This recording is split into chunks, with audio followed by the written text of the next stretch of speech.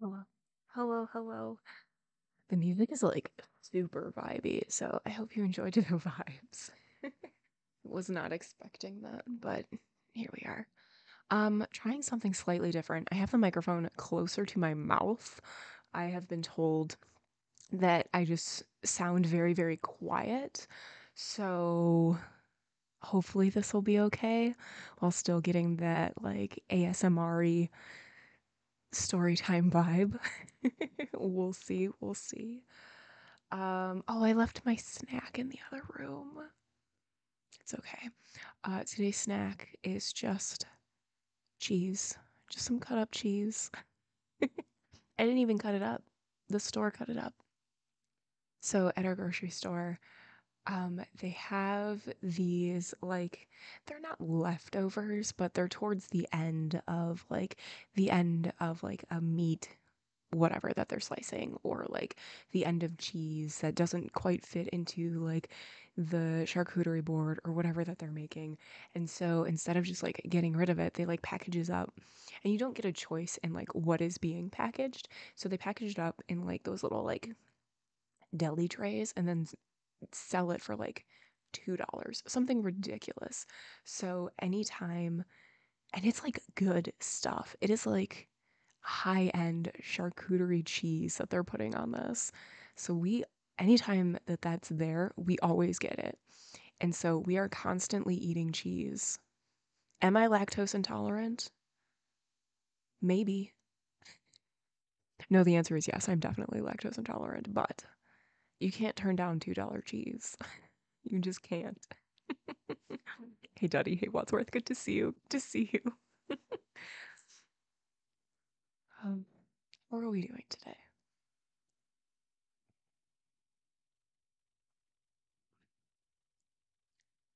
This is the first year that I have plants on our patio, and I didn't know quite what to get. We have we're east facing, so we get a lot of like morning sun, and then when it like goes over, like of course you don't like get a lot of sun. So this year is like an experiment because eventually I want to have like herbs, and like I want tomatoes and stuff like that. Like I want to be a little farmer on my patio. But this year is sort of an experiment, and there are two flowers that are just absolutely thriving. All of the others, two of them are dead. Two pots of plants are dead. Oh, wait, no, there's three that are thriving. Excuse me, excuse me. There's three that are thriving, but two pots are completely dead. They cannot be saved. One of them has been like those little like fuzzy things that like fly in the air from like the trees and stuff. Just covered in those. There was no hope for that one. The other one, I have one that is like an oblong rectangle, and those plants are fighting for their lives. But I have three that are just super thriving, and one of them is a black mamba, and it is amazing. I've never seen this plant before. And when we got it, there was two black flowers on it, and now it's just like so full and has so many flowers, and it just makes me so happy. I love it so much. Valcor, hello, good to see you. Congratulations on hitting 1,000, on surpassing 1,000. That's amazing. So exciting.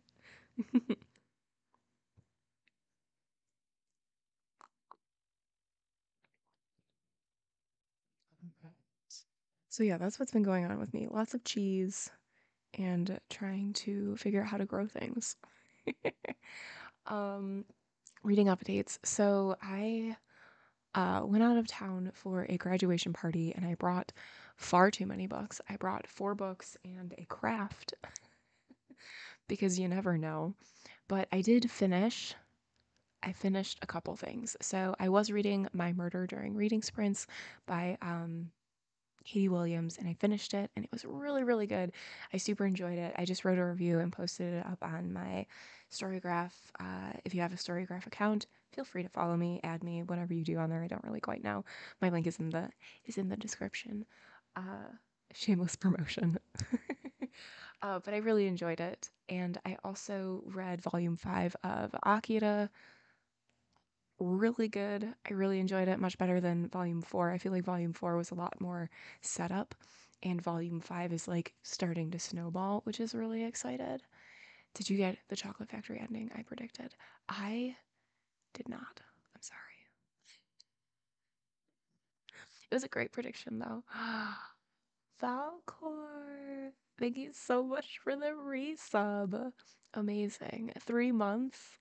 Thank you so, so much. I appreciate it.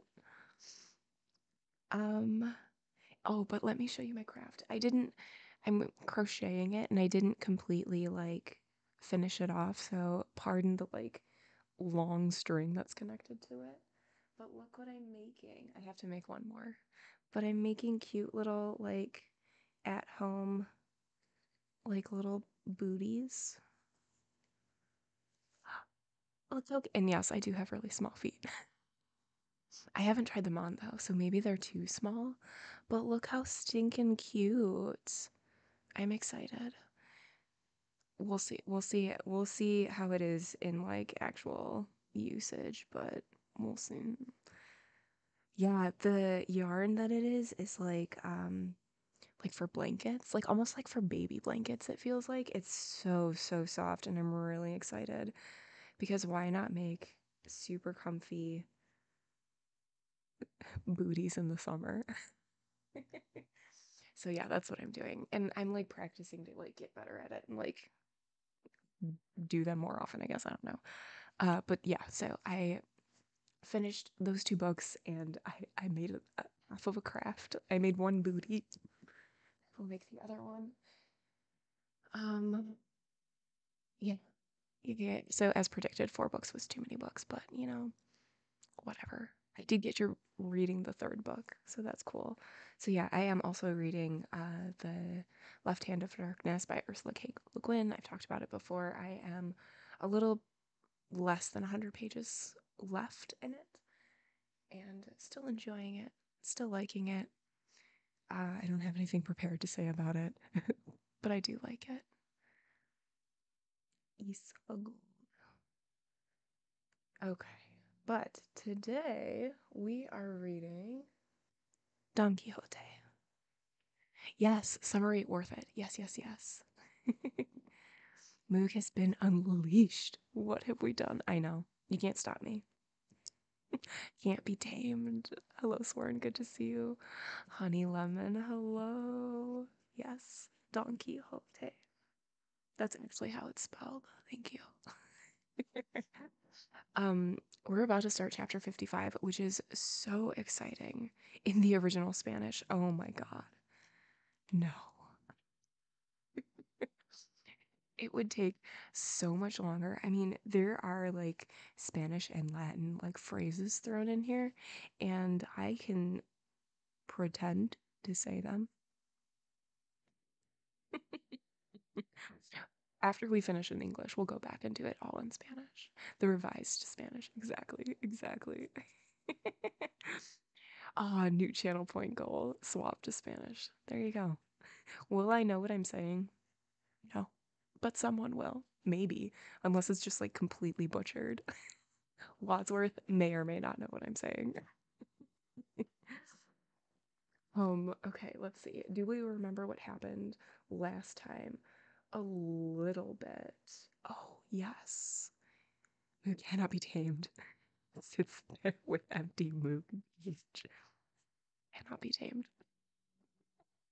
So last time we still have Don Quixote and Sancho split up.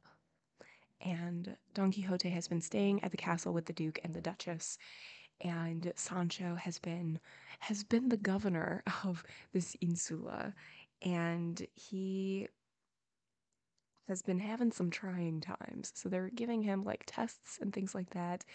And most recently, he had his life threatened by an unknown attacker. And so he's been taking measures to make sure that the people of his area are safe and also so that he is. And there is an attack, which the people, of course, this is all orchestrated, and the people in the town are like making it seem like things are being attacked, blah, blah, blah. They put him in this armor that he can't move at all. And so he like falls over and they're like stepping on him and making it seem like, an attack is actually happening, all those things. And they win. And Sancho is like, well, good, good. I'm glad that we won. I am done. I'm done being the governor. I have stepped down. This is not the job that I want. So he decides that he is going to go back to the castle, back to Don Quixote, and he's just like, the governor in life is not for me. And on his way back, he actually runs into somebody that he knows, somebody who was no longer welcome in their homeland because of who they are. I think it was because of religion. I think that's what it was. And so this person was coming back to get his family back and reunite. And then also he buried a bunch of money around. And so like he was digging that up and stuff. And so that's sort of where we left Sancho, was with him, and he was like explaining like he was the governor. No, he's not gonna help him find his money because like no, basically. I should read the biography of Miguel Cervantes. His actual life was actually more interesting than the story of Quixote. Amazing. That's wild. Yeah, Falcor. I'm sure that Sancho's wife, Teresa, is like, oh yeah, that's fine that you turned it down. That's cool. Wasn't preparing. Not at all. It's the third act breakup. And then Don Quixote is also having like really weird things. He was attacked by cats, but that was like a couple times ago. His he's just like going through a time where like he's like, oh, everybody loves me, I can't hold them back, like that sort of thing. And Doña Rodriguez has asked for his help, and he has decided that he's going to leave because this isn't the life that he wanted. He wants more action. He wants to like help people, that sort of thing, and he's not really doing it by just sitting in the castle. So as he's about to leave, Doña Rodriguez and her daughter come and just plead for him to stay and to actually help. And he's like, "All right, I'll help." I think he said that he was going to help. I don't really remember, but I think he's going to help. And we also get letters from Teresa Panza, one to the Duchess saying thank you and like, here's a bunch of acorns that I picked. And then the other one to Sancho, which they read out loud to everybody. And th- I don't remember much from the letter. I just remember that she's preparing for her role as being like the wife of a governor, and also that her daughter is so excited that she wet her pants. That's what I remember from that letter. And imagine that being read to everyone. I would hate that. Don't tell people that I wet my pants, even if I did or didn't. Nobody needs to know whether I literally or metaphorically wet my pants. So embarrassing, especially people you don't know. I don't know. Cervantes wrote the first edition of Don Quixote while a political prisoner after helping win several key military battles. That's amazing. Yeah, there's a couple times in Don Quixote where the footnotes have said, like, this has actually happened. Like, these are real people. Like, this person that he's talking to is actually supposed to be Cervantes. So that's just so interesting. And yeah, I think I might need to look into his story. You feel bad for Sancho's wife the whole time. Absolutely. As you should. There's a sequel. I did not know that. I did not know that. My nails are growing. And I'm so excited. I don't know if you can hear this. This microphone doesn't, is not like the best like ASMR microphone. But I'm excited that my nails are growing. I just remembered because I went like this and it was very exciting for me.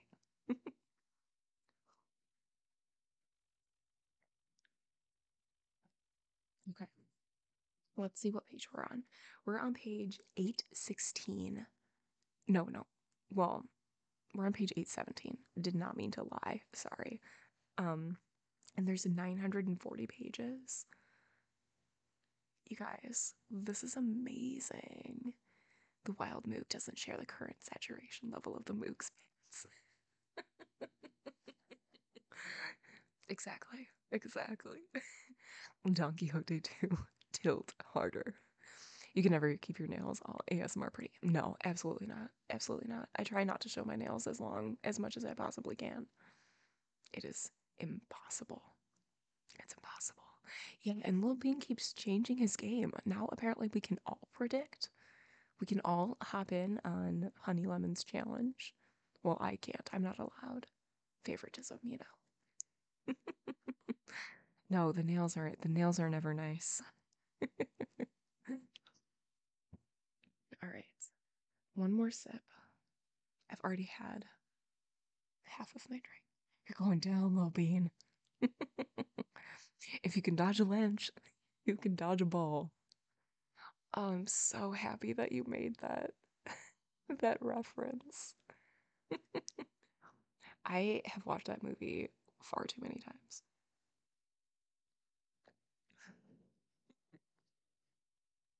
All right. Scissors.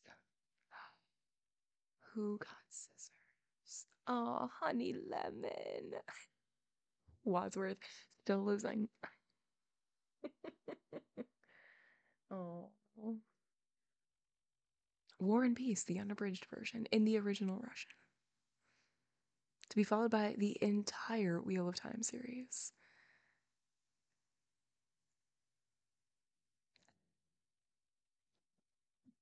You picked Rock, and Rock beats his wall. See? There you go. You just read the Sip Nightbot. Yeah, yeah. It's good. It's good. All right. Chapter 55. Let's do this. Regarding certain things that befell Sancho on the road, and others that are really quite remarkable. Sancho's having stopped by Ricote, that's his friend that he met on the road, who was coming back to meet with his family and get the money back, did not permit him to reach the Duke's castle that day. For although he had come to within half a league of it, night, which was somewhat dark and gloomy, overtook him. As it was summer, this did not trouble him very much, and so he moved off the road, intending to wait for morning. And it was his bad luck and misfortune that as he was looking for a spot where he could be comfortable, he and the Grey fell into a deep and very dark pit that lay between some very old buildings.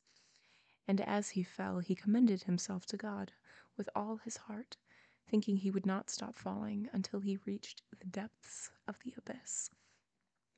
But this was not the case, because after a little more than 3 estados, the donkey hit bottom, and Sancho found himself on top of him, not having received any kind of wound or injury.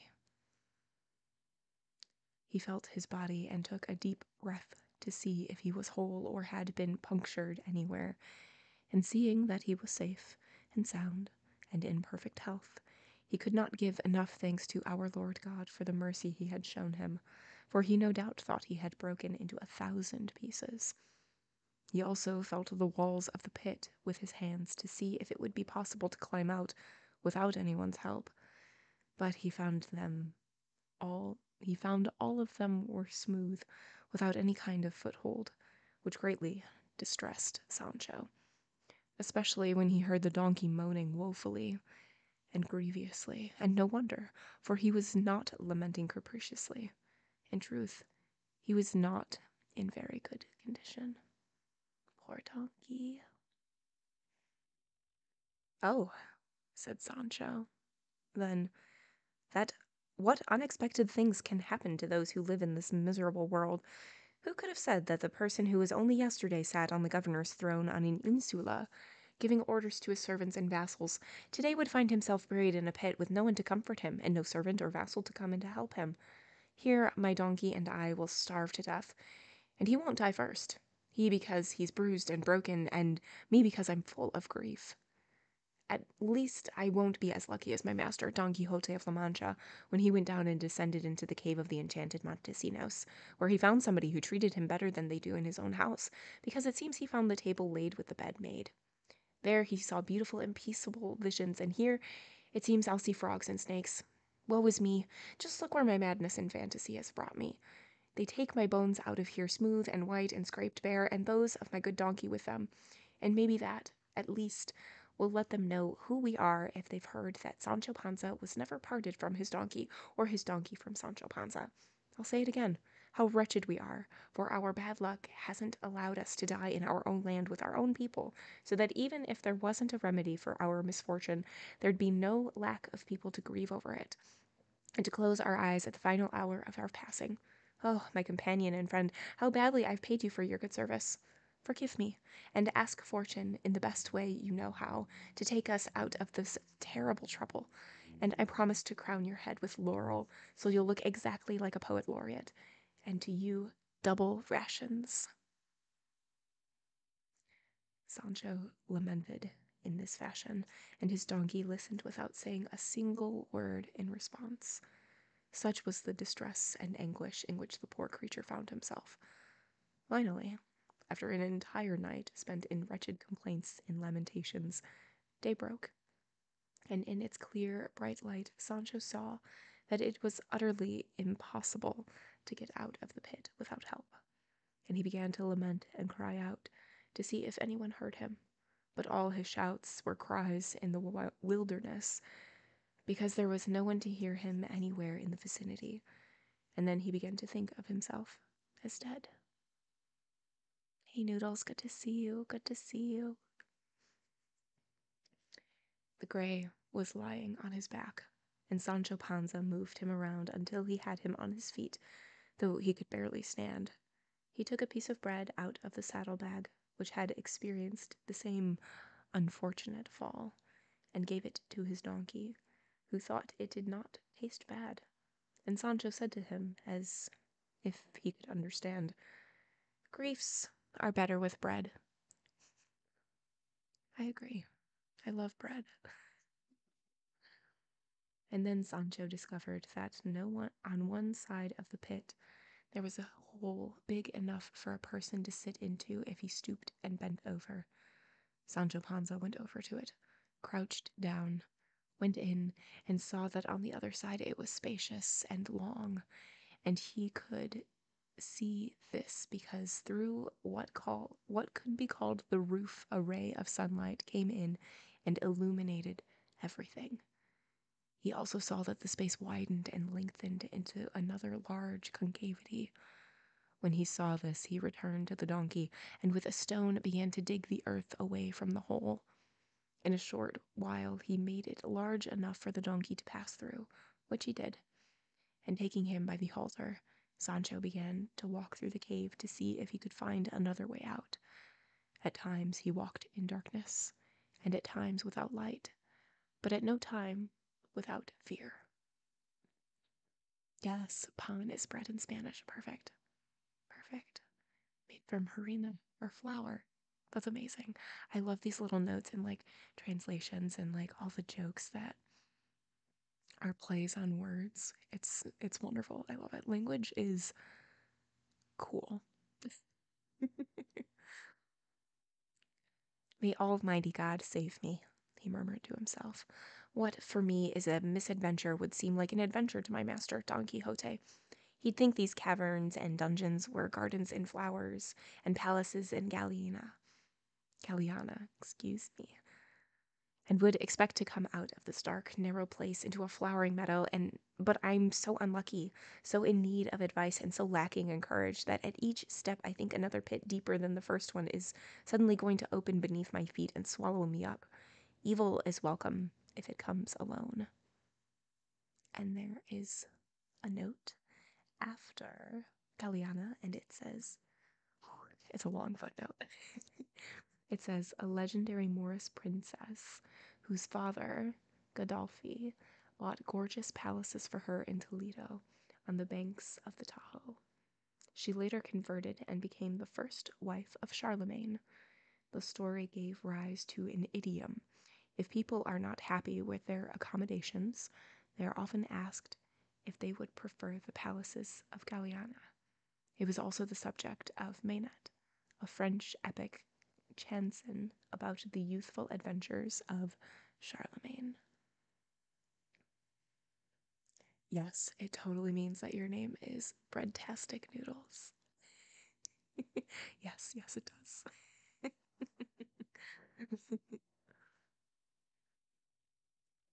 In this manner, and with these thoughts, it seemed to him he must have walked more than half a league when he saw a dim illumination that he thought was daylight, shining in somewhere and indicating an opening at the end of what seemed to him like the road to the next world. Here Cid Hamete Benengali leaves him and returns to Don Quixote, who, with joy and happiness, waited for the appointed time of the battle that he was to fight with the thief of the honor of Doña Rodriguez's daughter, for he intended to right the wrong and correct the outrage so wickedly committed against her. It so happened that he rode out one morning to practice and rehearse what he was to do during the combat he would soon be engaged in, and after spurring Rocinante into a charge or short gallop, the horse's feet came so close to a cave that if he had not pulled hard on the reins, it would have been impossible not to fall in. In short, Don Quixote stopped Rocinante and did not fall, and coming a little closer, and without dismounting, he peered into that deep hole, and as he was looking in, he heard someone shouting inside. He listened carefully, and could understand and ascertain what was being said. "You up there! Is there some Christian who can hear me? Some charitable knight who'll take pity on a sinner buried alive, an unfortunate governor without a governorship?" We prefer the lavish kingdoms of Moog. It seemed to Don Quixote that he was hearing the voice of Sancho Panza, which left him astonished and perplexed, and raising his voice as much as he could, he said, "Who is down there? Who is crying out?" "Who else would be here crying out?" was the response, "but a wretched Sancho Panza, the governor, on account of his sins and bad luck of the Insula Barataria, and at one time the squire of the famous knight Don Quixote of La Mancha." When Don Quixote heard this, his amazement doubled, and his bewilderment increased, for it occurred to him that Sancho Panza might be dead, and his soul suffering the torments of purgatory down there. Carried away by his thoughts, he said, "I conjure thee by all that I can conjure thee with as a Catholic Christian to tell me who thou art, and if thou art a soul in torment, tell me what thou wantest me to do for thee, for since it is my profession to favour and come to the aid of those in need in this world, I shall do the same, and come to the aid and assistance of those in distress in the next world who cannot help themselves." "From the way your grace talks," came the response, "it seems to me you must be my master Don Quixote of La Mancha, and from the sound of your voice you can be nobody else. No doubt about it." "I am Don Quixote," replied Don Quixote, "whose profession it is to assist and help the living and the dead in their distress. Therefore, tell me who you are, for you have astonished me. If you are my squire Sancho Panza, and you have died, and the devils have not carried you off, and through God's mercy you are in purgatory, our Holy Mother Roman Catholic Church has enough prayers of intercession to deliver you from the torments you are suffering, and I, for my part, shall supplicate as far as my fortune will allow. Therefore, declare yourself once and for all, and tell me who you are." "By God," came the response, "and by the birth of whoever your grace loves, I swear, Señor Don Quixote of La Mancha, and I'm your squire, Sancho Panza, and I've never died in all the days of my life, but I left my governorship for causes and reasons that I need more time to tell you about. And last night I fell into this pit where I'm lying now, and the gray with me, and he won't let me tell a lie. To be specific, he's here with me now. And there is more. It seems as if the donkey understood exactly what Sancho said, because he immediately began to bray, and so loudly that the entire cave resonated. "A famous witness," said Don Quixote. "I recognize the bray as if it were my own, and I hear your voice, friend Sancho. Wait for me. I shall go to the Duke's castle, which is close by, and bring someone who can rescue you from the pit where your sins must have brought you." "Go, your grace," said Sancho, "and by the one God, come back soon, because I can't stand being buried alive here, and I'm dying of fear." Donkey saves the day. Dave's not here. Yeah, exactly. The situations they find themselves in, I love it. And I love that the donkey's like, bruh, help. Don Quixote left him and went to the castle to recount to the Duke and Duchess what had happened to Sancho Panza, which caused them no small astonishment, although they knew very well where he must have fallen because it corresponded to a cave that had been there from time immemorial. They could not imagine, however, how he could have abandoned his governorship without their being informed that he was coming to the castle.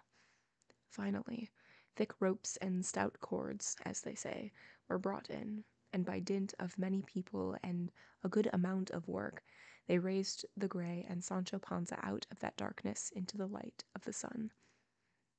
And there is a note after thick ropes and stout cords, and it says, a reference to a ballad that begins Doña Urraca, that princess, in which one of the line reads, "Take up thick ropes and stout cords." Obviously, that's what it's referencing. A student saw him and said, "This is how all wicked governors should leave their governorships, just as this sinner leaves the depths of the abyss, dying of hunger, pale and without a blanca, or so it seems." Sancho heard him and said, "It was 8 or 10 days ago, brother gossip, that I came to govern the insula that they gave me, and in all that time I didn't even have enough bread to eat.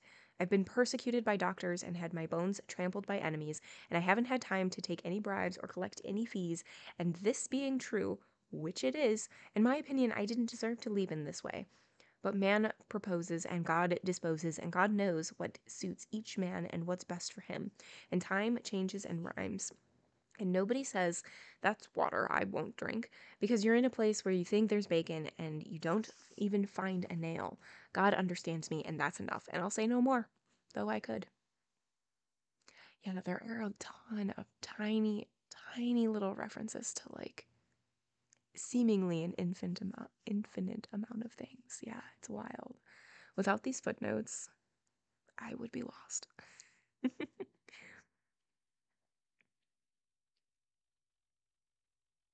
Cervantes stole from the Beach Boys, yeah. There was a footnote, I just didn't read it. Do not be angry, Sancho, or troubled by what you may hear, for there is no end to it. You keep your conscience clear, and let them say whatever they wish, for trying to restrain the tongues of slanders is the same as trying to put doors in a field. If the governor leaves his governorship a wealthy man, they say he has been a thief, and if he leaves it poor, they say he has been a dullard and a fool. "Then there's no doubt," responded Sancho, "that this time they'll have to take me for a fool and not a thief." Conversing in this way and surrounded by boys and by many other people, they arrived at the castle, where the Duke and Duchess were already in a gallery waiting for Don Quixote and Sancho, who did not wish to go up to see the Duke without first settling the Grey in the stable, because he said the donkey had spent a very bad night in the cave. Then he went up to see his lord and lady, before whom he kneeled and said, "My lord and my lady, because it was the wish of your highness, and not because of any merit in me, I went to govern your insula of Barataria, which I entered naked, and I'm naked now. I haven't lost or gained a thing. As to whether I governed well or badly, I've had witnesses before me, and they'll say whatever they want. I decided questions and settled cases, always dying of hunger, for such was the desire of Dr. Pedro Recio, a native of Terterafuera and a governoresque and insulano doctor. Enemies attacked us by night, placing us in great difficulties, and the people of the insula say we emerged free and victorious because of the valor of my arm, and if they're telling the truth, may God keep them safe. In short, in this time I've weighed the burdens and obligations that come with governing, and I've found, by my own reckoning, that my shoulders can't carry them. They're not the right load for my ribs, and not the right arrows for my quiver, and so, before the governorship could do away with me, I've decided to do away with the governorship, and yesterday morning I left the insula just as I found it, with the same streets, houses, and roofs that it had when I came in. I haven't borrowed money from anybody or taken any profits, and though I planned to issue a few good laws, I didn't because I was afraid nobody would obey them, and then it doesn't matter if you issue them or not. As I said, I left the insula with no other escort but my donkey. I fell into a pit and walked through it until this morning, when by the light of the sun I saw the way out. But it wasn't so easy to leave, and if heaven hadn't provided me with my master, Don Quixote, I would have been there until the end of the world. And so, my Lord Duke and my Lady Duchess, here's your governor, Sancho Panza. In the 10 short days he had the governorship, he learned that he wouldn't give anything to be a governor, not just of an insula, but of the whole world. And knowing that, and kissing the feet of your graces, and imitating the children's game when they say, you jump out and give it to me, I'll jump out of the governorship and pass into the service of my master, Don Quixote. And there, though I eat my bread in fear, at least I eat my fill. And for me, if I have enough to eat, I don't care if it's carrots or partridges. And there is a note after you jump out and give it to me, and it says, Martin de Ricoeur believes this may be a game called Four Corners. Each of 4 positions is occupied by one player. A 5th is in the middle. The 4 changes places, and it tries to take over a corner facing the original occupant in the center. So it's like tag, but also like Foursquare, maybe? With this, Sancho brought his long speech to an end. Don Quixote, constantly fearing he would say thousands of nonsensical things, and when he saw him conclude having said so few, he gave thanks to heaven in his heart, and the Duke embraced Sancho and said he was grieved to his very soul that he had left the governorship so soon, but he would arrange to give him another less burdensome and more profitable position to his estate. The Duchess also embraced him and ordered that he be very well treated, for he showed signs of having been badly bruised and of having slept even worse. End of chapter 55. Hot Tub Time Machine were all the rage in the 16th and 17th centuries. Entering somewhere naked these days will get you locked up. Yeah, you can't get service. No shoes, no shirt, no service. And also maybe the police called on you. The profit is all mine.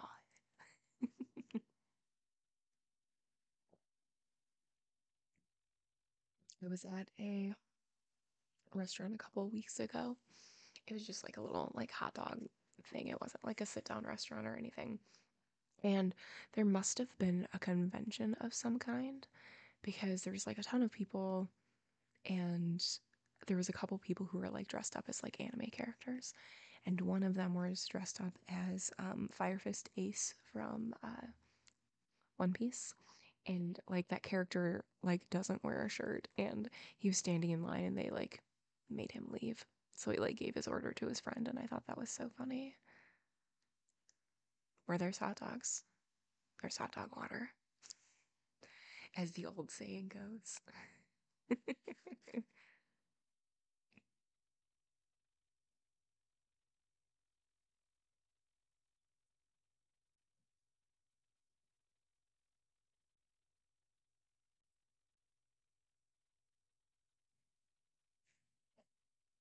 What do you think the most banned cosplayer costume is?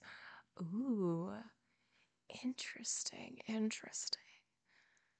I I don't know because okay, there's two like taboo things like the ultra like violent and then the ultra like promiscuous, I guess. You think traditional cami from Street Fighter costumes get a lot of people banned. I can see that. Yeah, I can definitely see that. I can absolutely see that.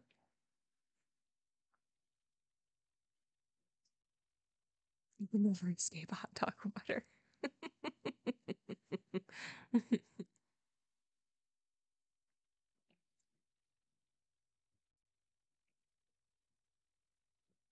All right, chapter 56.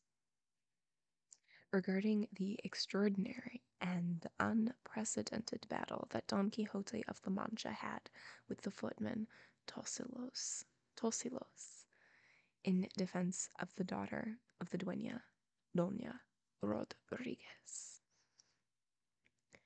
The Duke and Duchess did not repent of the joke played on Sancho Panza with regard to the governorship they had given him, especially because on that same day their steward arrived and recounted point by point, and almost in their entirety, Sancho's words and actions during the days of his governorship. And finally, he elaborated for them the attack on the insula, and Sancho's fear and his departure giving them no small pleasure. After this, the history recounts that the appointed day of the battle arrived, and the Duke, having instructed his footman Tosilos over and over again how he was to confront Don Quixote and defeat him without killing or wounding him, ordered the iron tips removed from the lances, saying to Don Quixote that the Christianity on which he prided himself would not permit the encounter to put their lives at so much risk and danger. And Don Quixote should be content with the open field he was providing, even though this contravened the decree of the Holy Council that prohibits such challenges, and he did not wish their fierce combat to be carried to the extreme. And there is a note after Holy Council, and it says, an allusion to Law 19 of the Council of Trent prohibiting challenges and tourneys. I know, these non-repentant Duke and Duchesses. What are you gonna do? Also, they're kind of terrible. They're bored. I get it, but terrible. Have some empathy, people.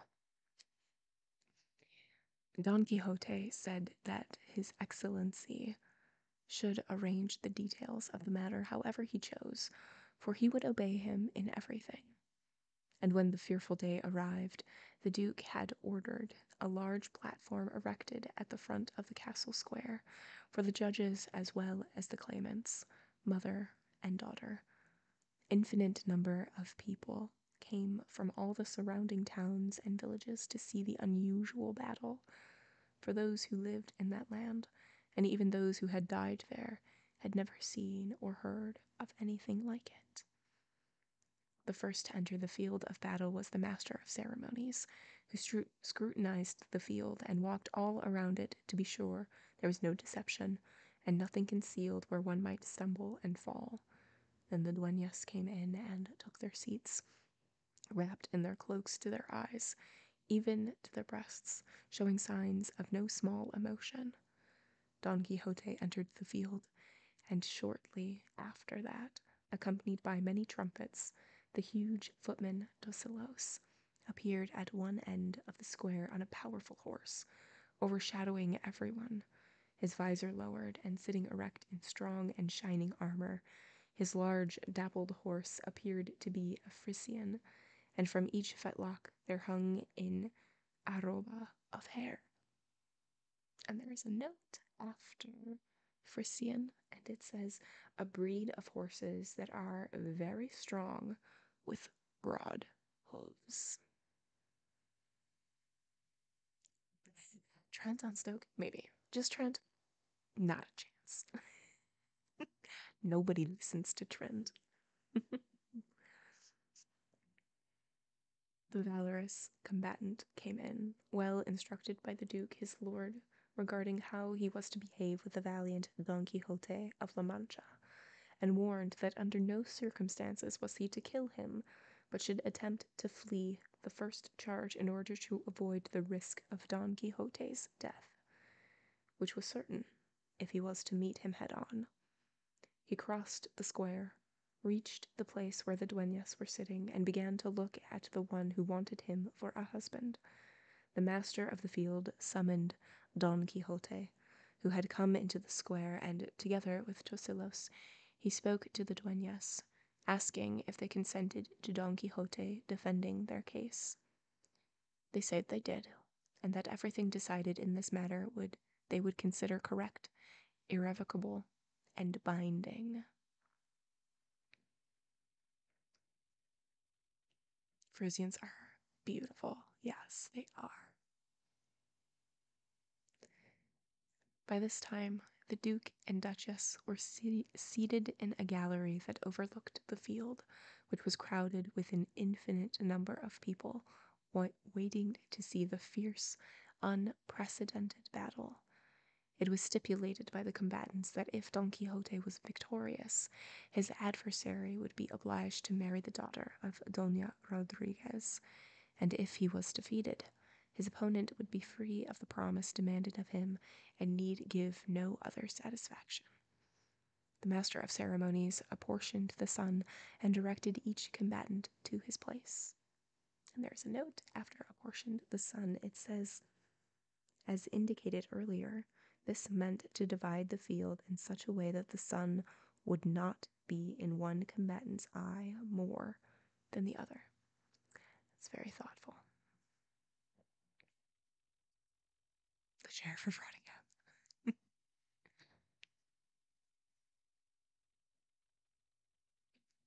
The drums rolled, the air filled with the sound of trumpets, the earth trembled beneath their feet. The hearts of the crowd of onlookers were in suspense, some fearing and others hoping for the good or bad outcome of the matter. Finally, Don Quixote, commending himself with all his heart to God our Lord and his lady Dulcinea of Toboso, waited to receive the precise signal to charge. But our footman had other ideas, for he was thinking only about what I shall tell you now. It appears that when he looked at his enemy, Doña Rodriguez's daughter, she seemed the most beautiful woman he had ever seen in his entire life, and the little blind boy, ordinarily called Amor, probably, Amor, along these streets, did not wish to miss the opportunity that had been offered him to triumph over the footman's soul and place it on the list of his trophies, and so he approached him very cunningly, without anyone seeing him, and he pierced the poor footman on his left side with an arrow 2 varas long that passed right through his heart. Amor could do this with complete impunity, because he is invisible and comes and goes as he pleases, without anyone demanding that he account for his actions.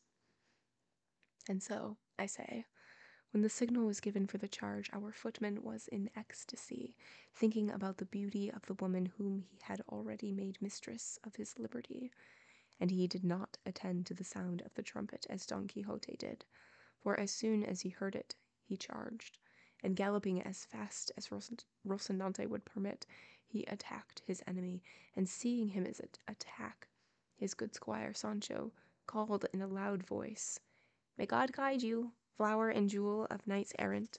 May God grant you victory, for right is on your side." And even though Tosilos saw Don Quixote coming toward him, he did not move a step away from his position. Instead, he called for the master of the field, who came to see what he wanted, and said, "Señor, isn't this combat to decide if I marry or don't marry that lady?"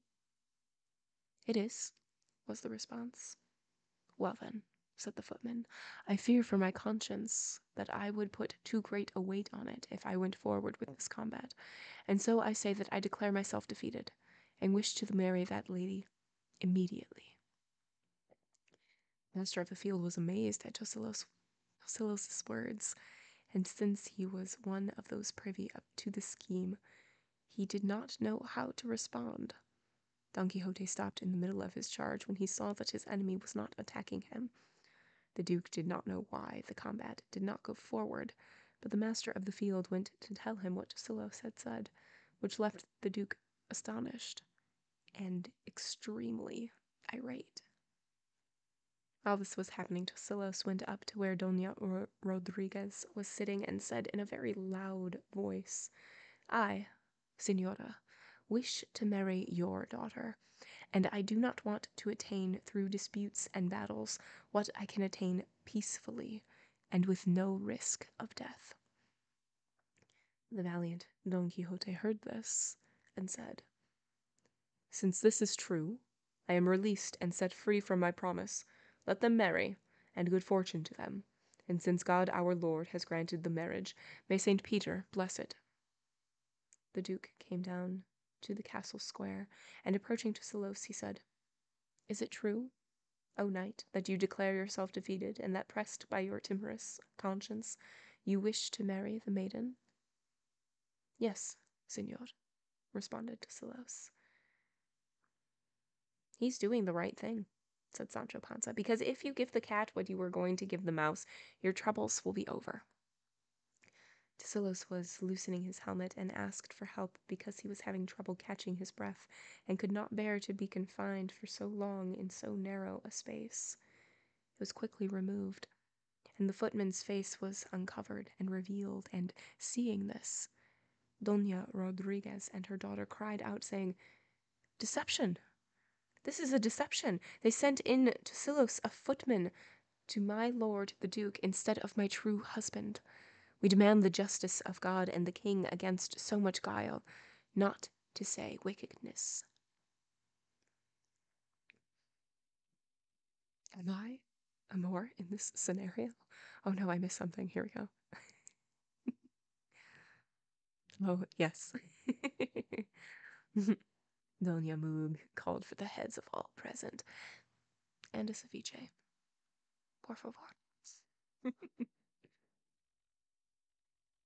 Do not grieve, señoras, said Don Quixote, for this is neither guile nor wickedness, and if it is, the Duke has not been the cause, but the evil enchanters who pursue me, and who, envious of my achieving the glory of this victory, have transformed the face of your husband into that of this woman, whom you say is a footman of the Duke. Take my advice, and despite the guile of my enemies, marry him, for he undoubtedly is the one you desire for your husband. This is so sneaky. So sneaky. I'm so sorry to Dona Rodriguez's daughter.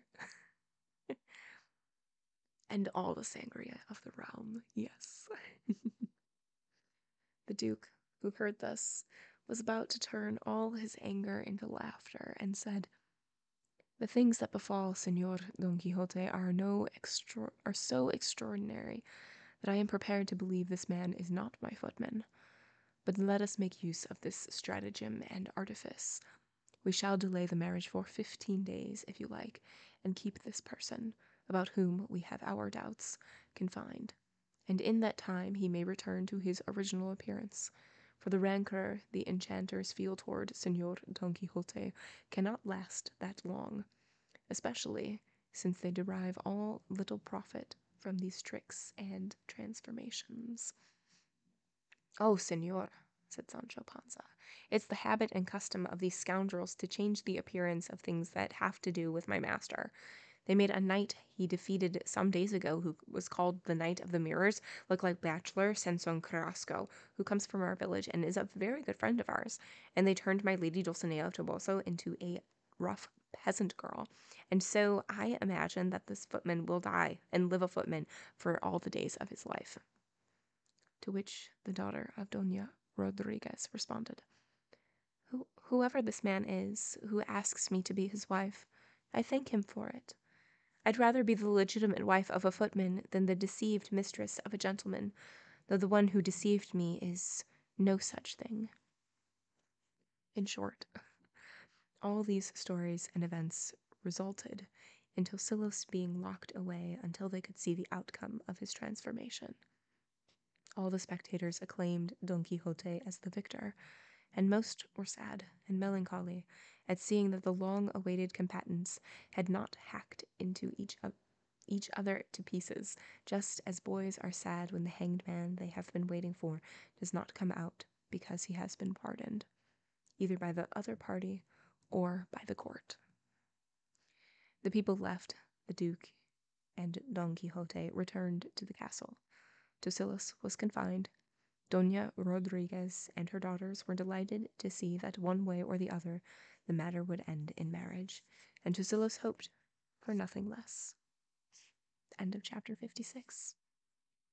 All right, so Sunny Day Enjoyer, hello, how are you? Good to see you as always.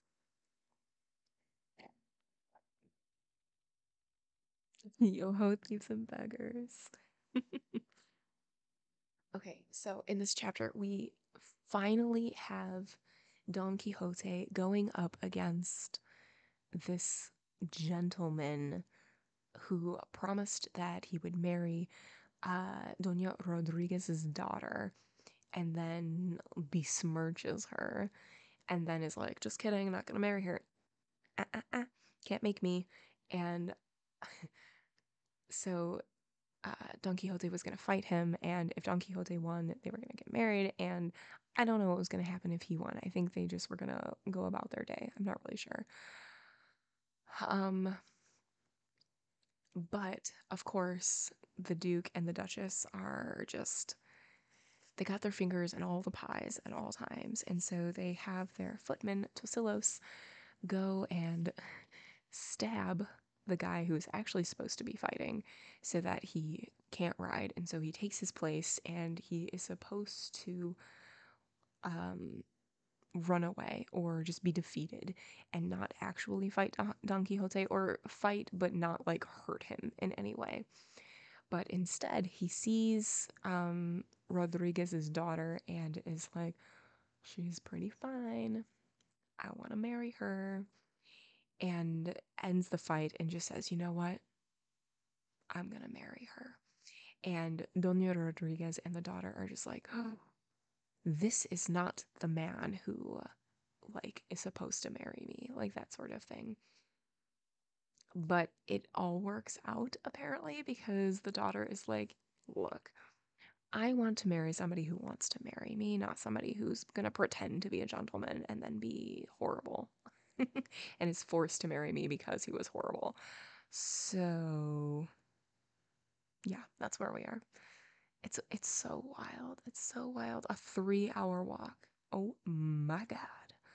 Wild. And you didn't notice it took so long. I mean, that's the good kind of walk, right? I, yeah. I agree with that. Sure. You, of course. Be with somebody who wants to be with you, not with somebody who's forced to be with you. For once, it sort of ended the way that it probably should have. But because he doesn't look like who she was supposed to marry, Tosilos the footman needs to be detained for 15 days to let the enchantment wear off, which it's not going to because obviously there's no enchantment. We'll see. Okay. And that's where we are right now. Right. Except the only reason he wants to be with her is because of how she looks. Yeah, that's true. That's true. I don't even think he knows her name, probably. I mean, I don't think we know her name. I think we only know her as the daughter. Yeah, Buttercup. Don't marry Humperdinck. Yeah. We were so close to having something really good. Okay. Chapter 57, which recounts how Don Quixote took his leave of the Duke and what befell him with the clever and bold Altisidora, the Duchess's maiden. Okay, so Altisidora she was singing outside of Don Quixote's window, just singing about like how much she loves Don Quixote and how like beautiful she is and how perfect she would be for him, and is like going along with like being infatuated with him and all of these other things. Crocodilia, hello, good to see you. Good to see you. He's a big boy. All right. Oh, I think I made things worse. It's fine. Okay, here we go. Now it seemed to Don Quixote that it would be good for him to abandon the extreme idleness in which he had been living in the castle, for he imagined it would be a great mistake for him to remain confined and inactive among the infinite luxuries and pleasures offered to him as a knight-errant by the Duke and Duchess, and he thought he would have to give a strict accounting to heaven with regard to this confinement and inactivity. And so, one day, he asked the Duke and Duchess for permission to leave. They granted it, indicating that it grieved them deeply that he was going.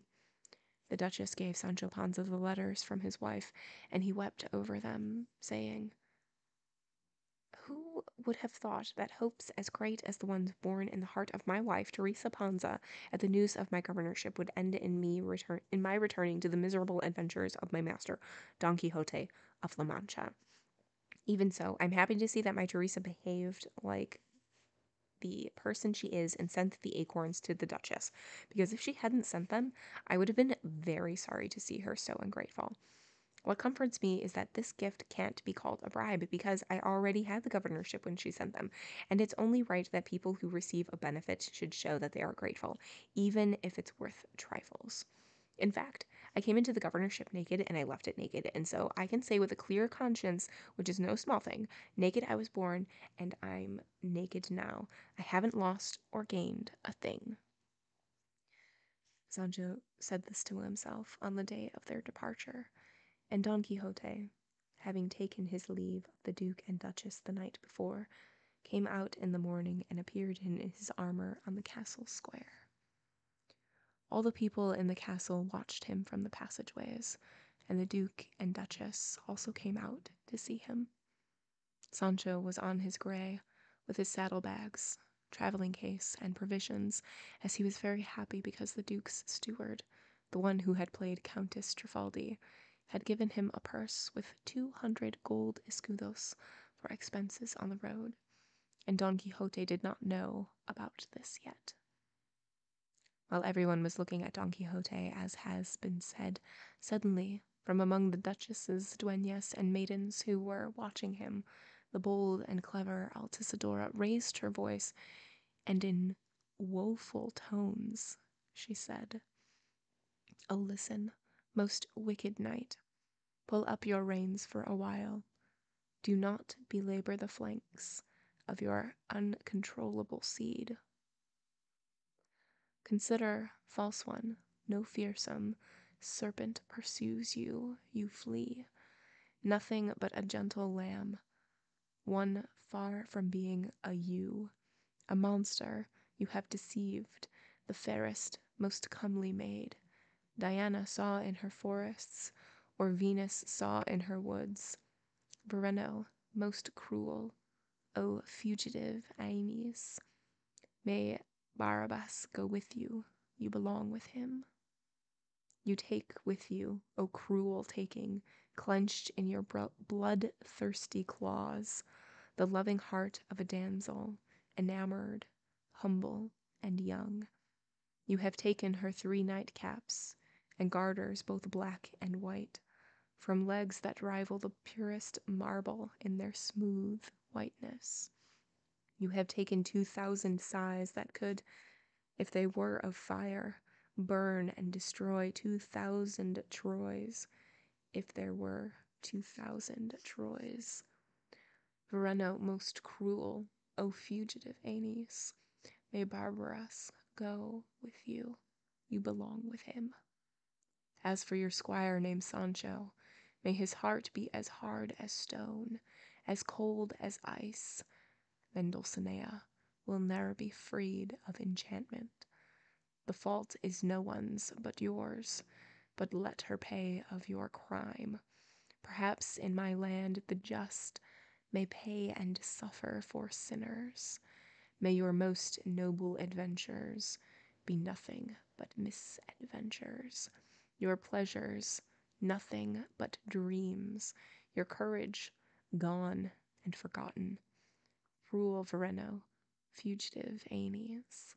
May Barbarous go with you. You belong with him. May you be known as false-hearted from Sevilla to Marchena, from Granada to far Loja, from fair London throughout England. If you ever play Rinaldo, Los Cientos, or La Primera, may all the kings fly from you, as well as aces and sevens. If you ever trim your corns, may the blood spurt from the wounds, and if you have your molars pulled, may they break off at the roots. Cruel Vereno, fugitive Aeneas, may Barbarous go with you. You belong with him. There are two notes. One is after the first time we have Vereno most cruel and fugitive Aeneas, and it says, Vereno abandoned Olympia in Aristosos Orlando Furioso. Aeneas abandoned Dido in Virgil's Aeneid. And then the second note is after Reinado Los Cientos or La Primera, and it says 3 card games in which aces and sevens, respectively, are the most valuable cards. That was extremely thorough, yes. Very specific. Wild, wild. It is crazy to think that Cervantes' life was even crazier than Quixote's. I just don't understand. uh, while the piteous Altisidora lamented her aforementioned fate, Don Quixote stared fixedly at her, not saying a word. And then he turned to Sancho and said, By all the years of your forebears, Sancho, my friend, I implore you to tell me the truth. Tell me, have you, by any chance, taken the 3 nightcaps and the garters that this enamored maiden has mentioned? To which Sancho responded, I do have the 3 nightcaps, but the garters, that's really crazy. The Duchess was amazed at the boldness of Altisidora, for although she considered her audacious, lively, and bold, she did not think she would dare carry things so far, and since she had not been told about this joke, her amazement grew even more. The Duke wanted to go on with the clever deception, and he said, It does not seem right to me, Signor Knight, that after receiving in this castle the warm welcome that was offered to you, you have dared take away at least 3 nightcaps, not to mention garters, that belong to my maiden. These are indications of an ungrateful heart, signs that do not correspond to your fame. Return the garters to her. If not, I challenge you to mortal combat, with no fear that your roguish enchanters will change or alter my face, as they did to Tosilos, my footman, who entered into battle with you. I had to pause after reading Mortal Kombat because I was thinking about the game Mortal Kombat.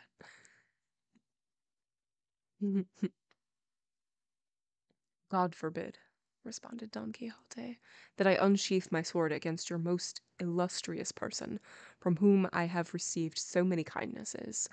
I shall return the nightcaps, because Sancho says he has them. As for the garters, that is impossible, because I do not have them, and neither does he.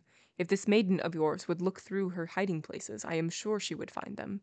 I, Senor Duke, have never been a thief, nor do I intend to be one for the rest of my life. unless God abandons me. This maiden speaks as she has said, as one enamored, and for that I am not to blame. And so, I have no reason to beg your pardon, or yours, although I implore your excellency to have a better opinion of me, and to once again give me your permission to continue on my way. May God so favor you there, said the Duchess, Signor Don Quixote, that we always hear good reports of your deeds. And go with God, for the longer you tarry, the more you fan the flames in the hearts of the maidens who look upon you. As for this maiden, I shall punish her so that from now on she will not be insolent in her glances of or her words. I want to hear only one more word of mine, O valiant Don Quixote, said Altisidora. I beg your pardon for saying you stole my garters, because by God and my soul I am wearing them. And I have fallen into the careless error of the man who went looking for the donkey he was riding on. Didn't I say so? Said Sancho. I'm the right one to go around hiding stolen things. If I wanted to do that, I could have done it to my heart's content in my governorship.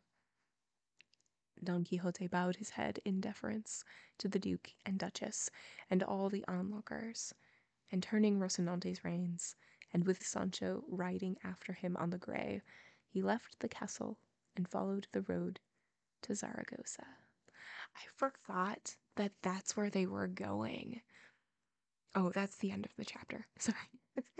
End of chapter 57.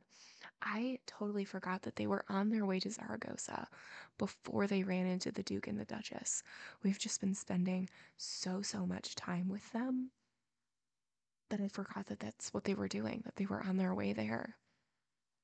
Okay, so this was a short one, and Don Quixote was on his leave, and then Altisidora is like, no, and did her like version of like holding up the boombox, but like unrequitedly holding up a boombox.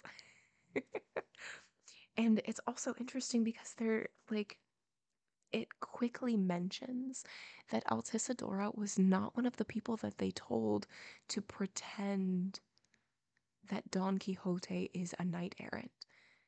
Like, she has just fallen into this and is just so madly in love with him and just like wants him to stay and like to like be with her. And so she like makes up all of these lies and songs apparently to get him to stay. And that's so wild. It's a wild time here.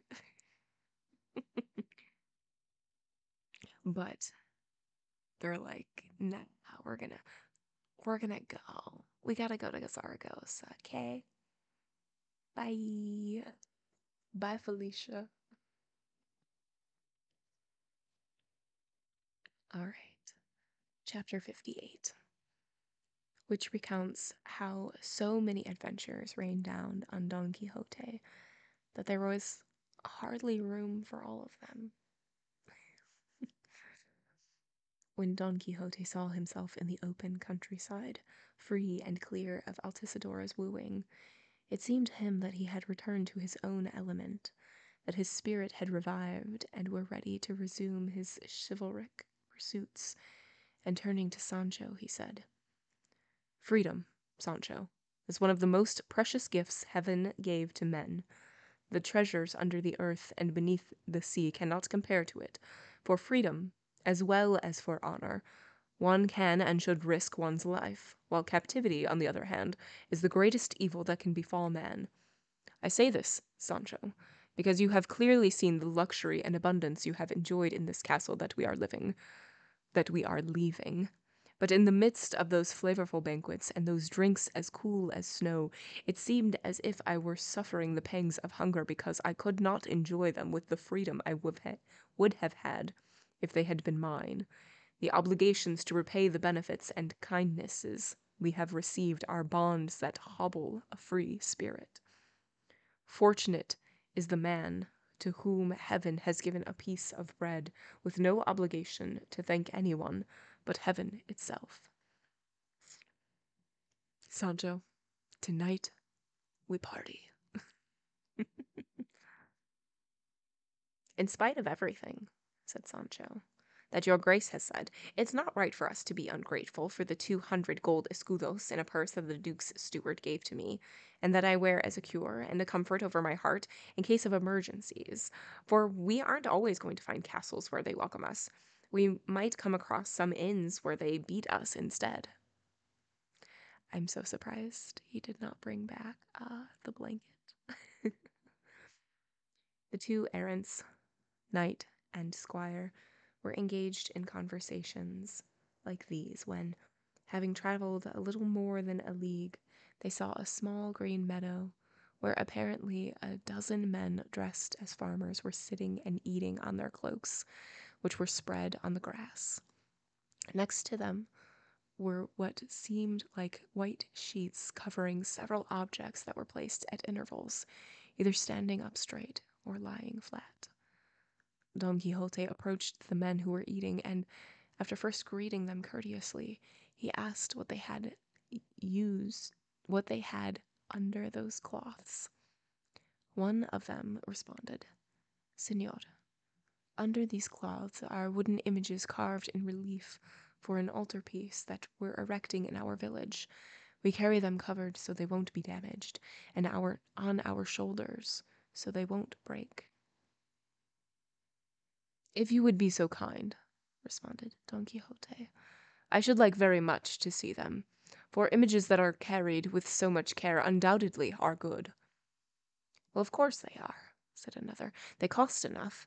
The truth is that every one of them costs more than 50 ducados, so that your grace can see the truth of this. Just wait, and your grace will see with your own eyes." And he stood up, stopped eating, and went to remove the coverings of the first image, which turned out to be St. George mounted on a horse, a serpent lying coiled at his feet, its mouth run through by a lance, all of it depicted with the customary ferocity. The entire image seemed to glitter like gold, as they say.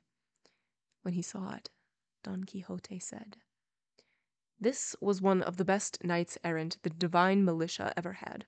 His name was Don St. George, and he was also a protector of damsels. Let us see the next one." And there is a note after Don St. George, and it says, "Martin de Ricoeur points out that there is no ironic or comic intent involved in using the honorific Don with St. George, the patron saint of the crown of Aragon.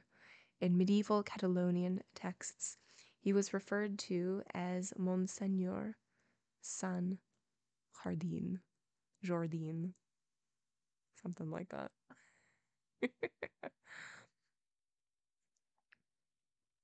The man uncovered it, and it seemed to be Saint Martin astride a horse as he divided his cap with the poor man, and as soon as he saw it, Don Quixote said, "This knight was another Christian seeker of adventures, and I believe he was more generous than brave, as you can see, Sancho, for he is dividing his cape with the poor man and giving him half, and no doubt it must have been winter then, otherwise he was so charitable he would have given him the entire cape."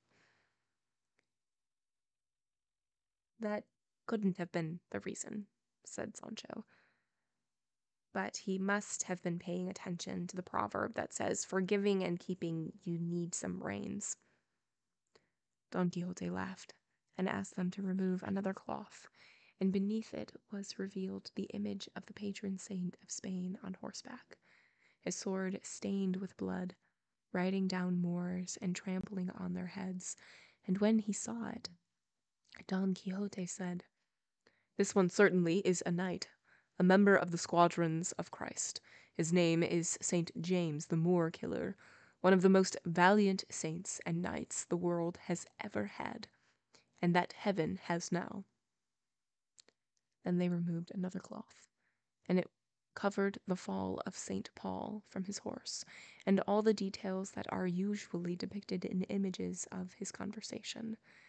It looked so lifelike that one would say that Christ was speaking and Paul responding. "This," said Don Quixote, was the greatest enemy the Church of God our Lord had at the time, and the greatest defender it will ever have, a knight-errant in life, and a steadfast saint in death, a tireless worker in the vineyard of the Lord, a teacher of peoples whose school was heaven and whose professor and master was Jesus Christ himself. There were no more images, and so Don Quixote said they should be covered again, and he told the men who were carrying them, "Brothers, I take it as a good omen that I have seen what I have seen here, because these saints and knights professed what I profess, which is the practice of arms. The difference, however, between me and them is that they were saints and fought in the divine manner, and I am a sinner and fight in the human manner. They conquered heaven by force of arms, for the kingdom of heaven suffereth violence. And so far I do not know what I am conquering by the force of my labors. But if my Dulcinea of Toboso were to be free of the ills she is suffering, thereby improving my fortune, and strengthening my judgment, it might be that my feet would travel a better road than the one I follow now." And there's a note. It is after "the kingdom of heaven suffereth violence." And it says, oh, it's from Matthew 11:12. Sardine, the capital of Xanadu. Just no sardines on pizza for me, thank you. That was a terrible joke, I'm sorry. I'll see myself out. "May God hear and sin be death," said Sancho. The men were as baffled by Don Quixote's appearance as they were by his words, for they did not understand half of what he said. They finished their meal, picked up their images, and, taking their leave of Don Quixote, continued on their way. Sancho once again was so amazed at what his master knew, it was as if he had never known him, for it seemed there was no history or event in the world that Don Quixote did not have clearly in mind and fixed in his memory. And Sancho said, "The truth is, Señor Master, that if what happened to us today can be called an adventure, it has been one of the gentlest and sweetest that has happened to us in the course of our wanderings. We've come out of it with no beatings and no fear, and we haven't laid a hand on our swords, or battered the ground with our bodies, or been left hungry.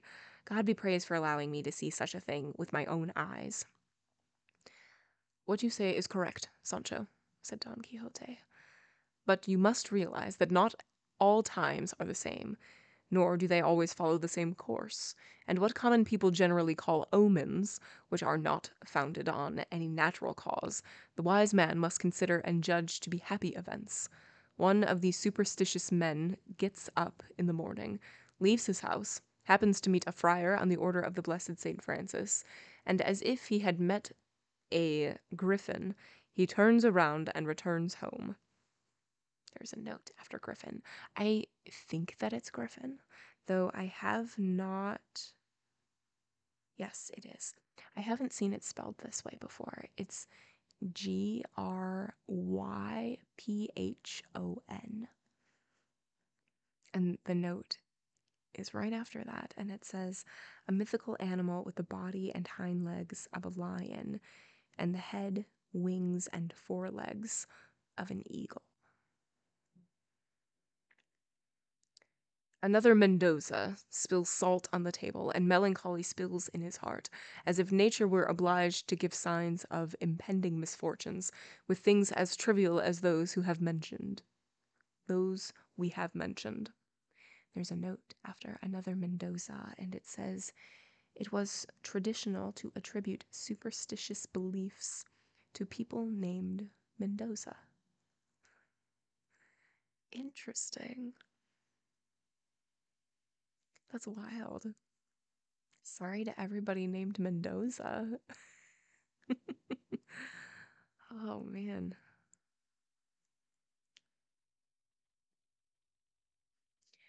"A wise Christian should not try to guess what heaven intends to do.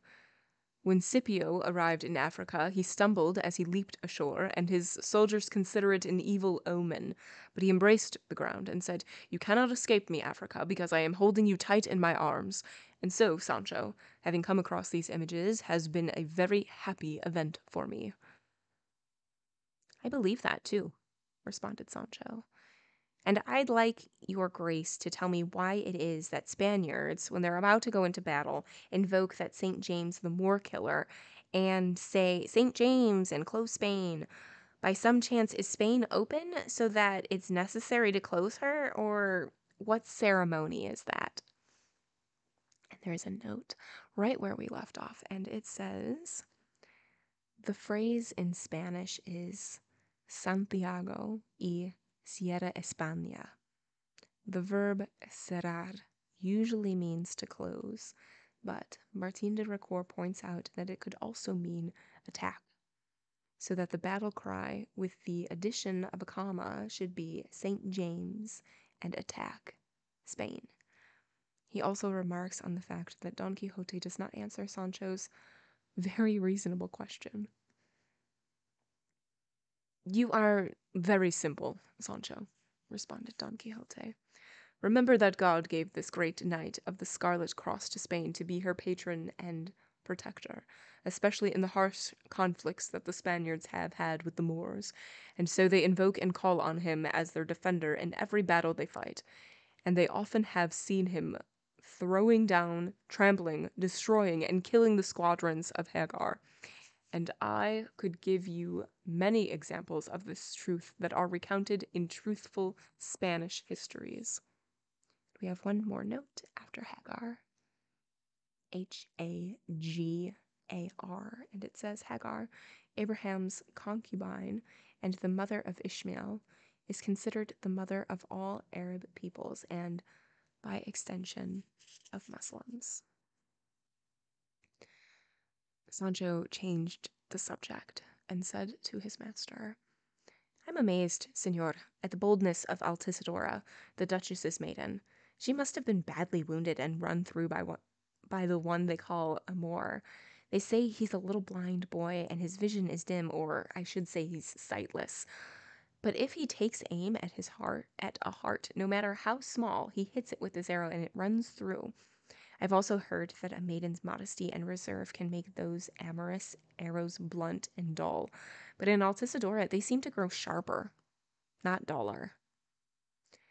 "You should know, Sancho," said Don Quixote, "that love shows no restraint, and does not keep within the bounds of reason as it proceeds, and has the same character as death. It attacks the noble palaces of kings as well as the poor huts of shepherds, and when it takes full possession of a heart, the first thing it does is to take away fear and shame. Lacking them, Altisidora declared her desires, which gave rise in my bosom to more confusion than compassion." "What notable cruelty," said Sancho. "What glaring ingratitude. For me, I can say that at her smallest word of love I surrender and submit. Whoreson, what a heart of marble you have, and a will of bronze, and a soul of mortar. But I can't tell what this maiden saw in your grace that made her surrender and submit like that. What grace, what elegance, what charm, what face, each thing by itself, or all of them altogether, made her fall in love. Because, to tell you the truth, I often stop to look at your grace from the tips of your toes to the last hair on your head, and I see more things to drive her away than to make her fall in love. I've also heard that beauty is the first and principal quality that makes people love. And since your grace doesn't have any, I don't know what the poor maiden fell in love with." Sancho, so savage. So savage. I just want to know, like, what she likes about you. Because I look at you often and I don't get it. Oh my gosh. Kira, thank you so much for the follow. Welcome in. I And also, like, maybe she fell, oops, excuse me, sorry, knocking everything over.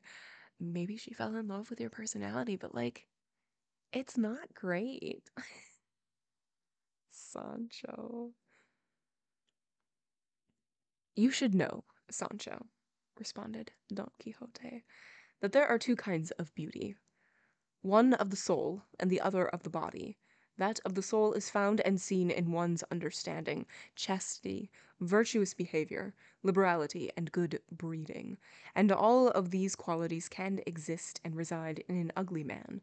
And when a person looks at this beauty and not at that of the body, an intense and advantageous love is engendered. I see very clearly, Sancho, that I am not handsome, but I also know that I am not deformed.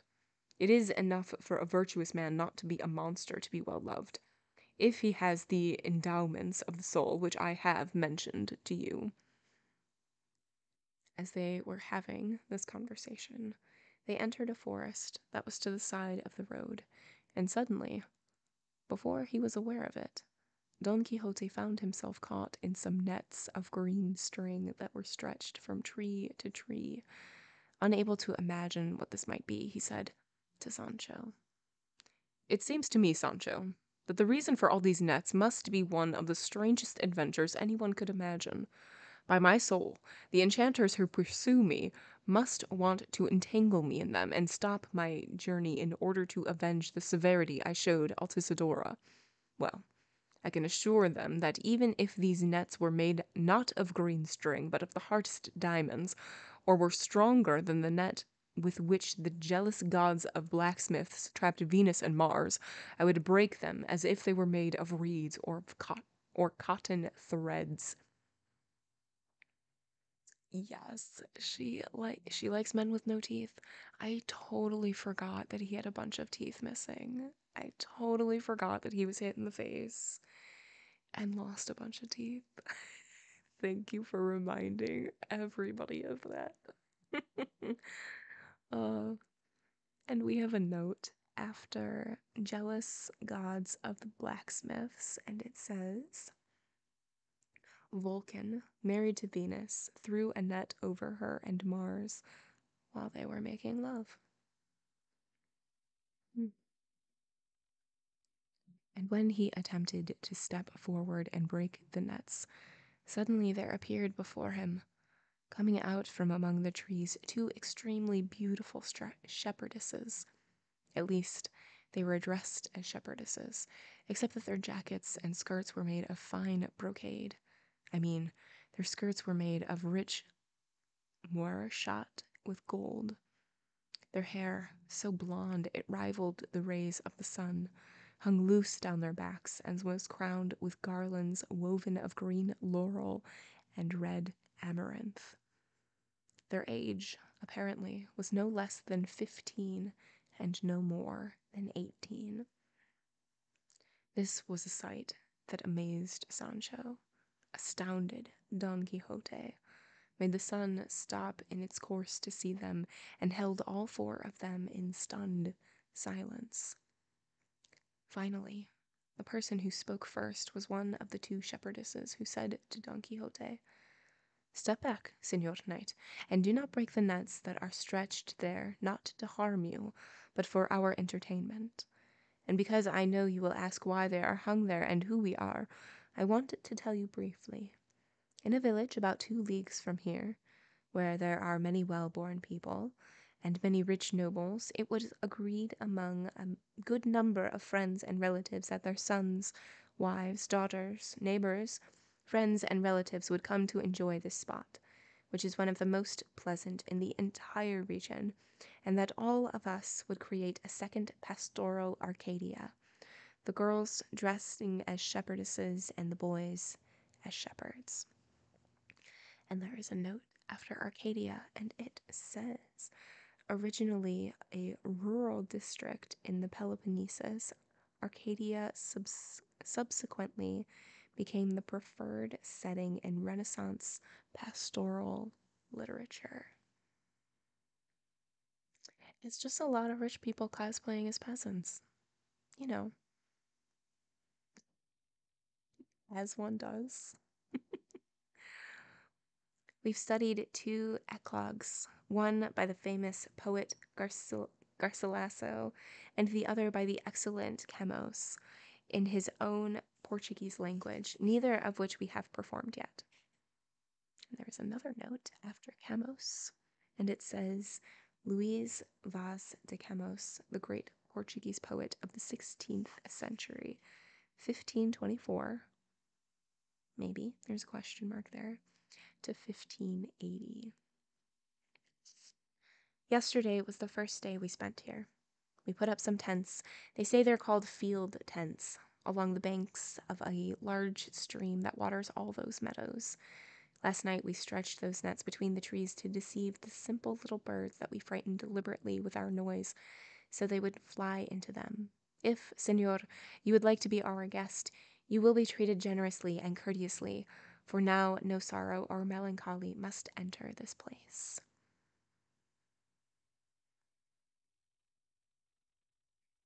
Yes, there is genuinely a weird history of this happening in several countries. Yeah, I don't get it. Why? Why? She stopped speaking and said no more, and Don Quixote responded, "Certainly, most beautiful lady." Actaeon? I do not know how to say this name.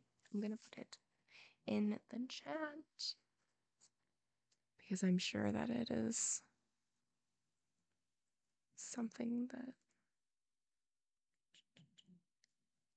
There we go. There is a note after it. It says, "A hunter who came upon Diana when she was bathing. She turned him into a stag, and he was then torn to pieces by his own dogs." Wonderful. "Certainly, most beautiful lady," Actaeon could not have been more astonished or amazed when he suddenly saw Diana bathing in the waters than I am in the sight of your beauty. I praise the subject of your entertainments and am grateful for your offer, and if I can serve both of you with the certainty that you will be obeyed, you can command me, because my profession is none other than to show that I am grateful and a benefactor to all manner of people, especially the well-born, which your persons represent. And if these nets, which occupy only a small space, were to occupy the entire globe, I would seek new worlds where I could pass through without breaking them, so that you will give some credence to my exaggeration. You should know that the promise, at least, is made by Don Quixote of La Mancha, in the event his name has reached your ears." "Oh, my dear friend," the other shepherdess said then, "what good fortune for us! Do you see this gentleman in front of us? Well, let me tell you that he is the most valiant, and most enamored, and most courteous knight in the world. The history of his deeds, which is in print, and which I have read, does not lie to us and deceive us. I'll wager that this man with him is a certain Sancho Panza, his squire, whose comical remarks no one can equal." "It's true," said Sancho. "I am the comical fellow and the squire, just as your grace has said, and this gentleman is my master, the historied Don Quixote of La Mancha you've mentioned." "Oh," said the other girl, "dear friend, let's ask him to stay, for our parents and brothers and sisters will enjoy that so much. I've heard about his courage and grace too, just as you've described them. And they say especially that he's the most steadfast and loyal lover who ever lived, and that his lady is a certain Dulcinea of Toboso, known to be the most beautiful woman in all of Spain." "And with reason. Demands of my profession do not allow me to rest very long in one place." Just then, a brother of one of the shepherdesses came to the spot where the four of them were, and he too was dressed as the shepherd, as richly and elegantly as the two girls, who told him that the man with them was the valiant Don Quixote of La Mancha, and the other was his squire, Sancho, both of whom he already knew about because he had read their history. The charming shepherd paid his compliments and asked the knight to accompany him to his tents, and Don Quixote finally had to agree. I'm going to move this mic just a little bit. Sorry if it makes a loud noise. Sorry if it doesn't move at all. There we go. Sorry. There we go. We're good.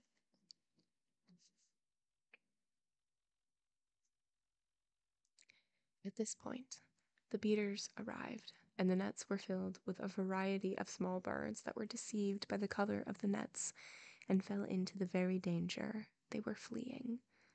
More than 30 people gathered in that place, all of them splendidly dressed as shepherds and shepherdesses, and in a moment all of them knew who Don Quixote and his squire were, which pleased them a great deal, because they already knew about the two of them from their history.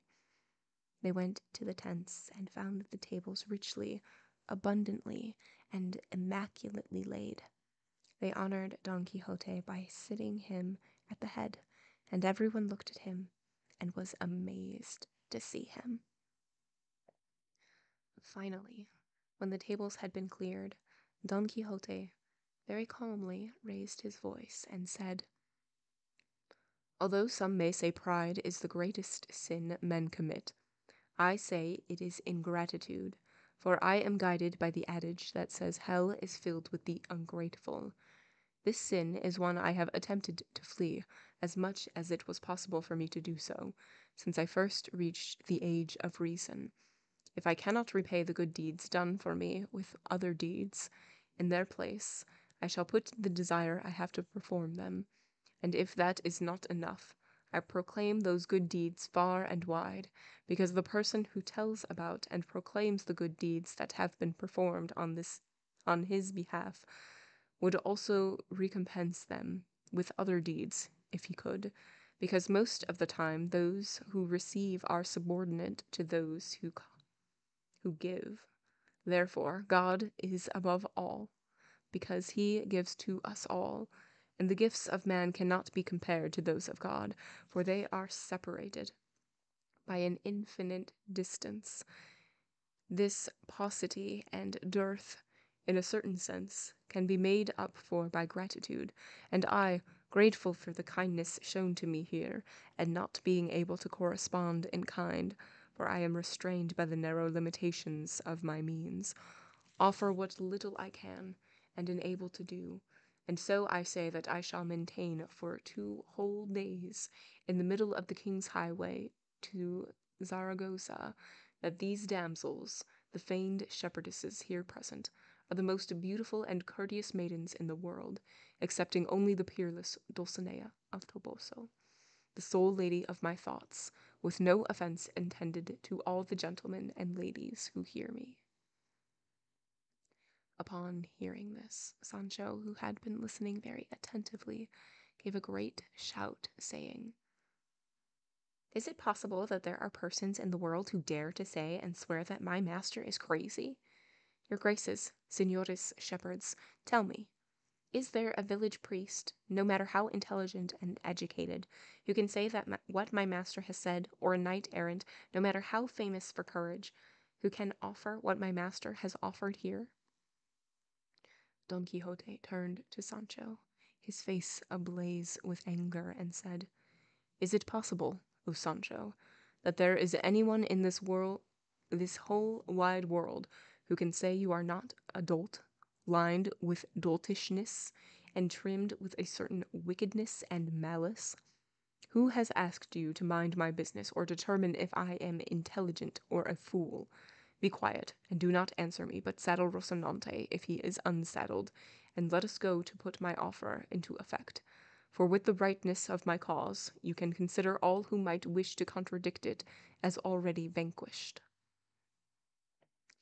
And with great fury and signs of anger, he rose from his seat, leaving the onlookers perplexed, wondering if they should consider him as mad or sane.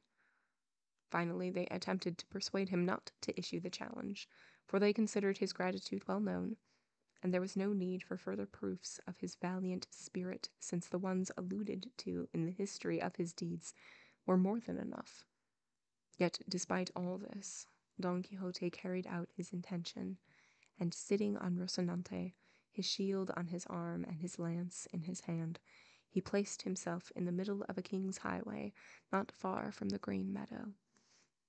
Sancho followed him on his grey, along with all the people in the pastoral flock, for they wished to see how far his arrogant and unparalleled offer would go.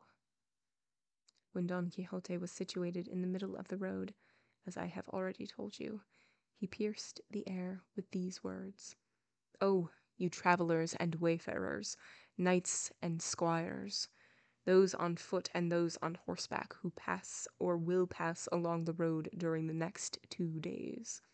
Know that Don Quixote of La Mancha, knight-errant, is here to maintain that of all the beauty and courtesy in the world, none is greater than that found in the nymphs who inhabit these meadows and forests, putting to one side the lady of my soul, Dulcinea of Toboso. Therefore, whoever holds a contrary opinion, let him come forward. I wait for him here." Twice he repeated these same words, and twice they were not heard by any seeker of adventures. But Fortune, who was directing his affairs from one success to another, ordained that in a little while there would appear on the road a crowd of men on horseback, many of them with lances in their hands, riding very close together, in some confusion and in great haste.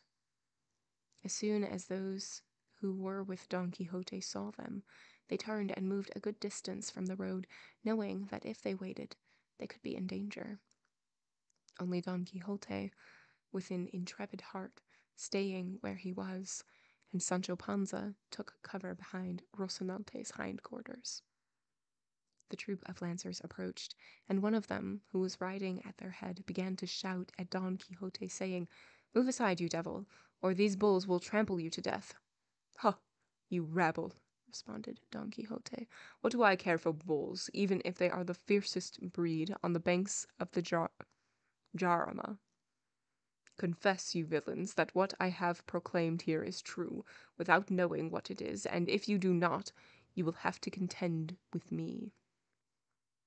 The herder had no time to respond, and Don Quixote had no time to move away, even if he had wanted to, and the crowd of fierce bulls and tame lead oxen, and the multitude of herders and other people who were taking them to a town where they would fight the next day passed over Don Quixote, and over Sancho, Rocinante, and the Grey, knocking them all down and sending them rolling along the ground.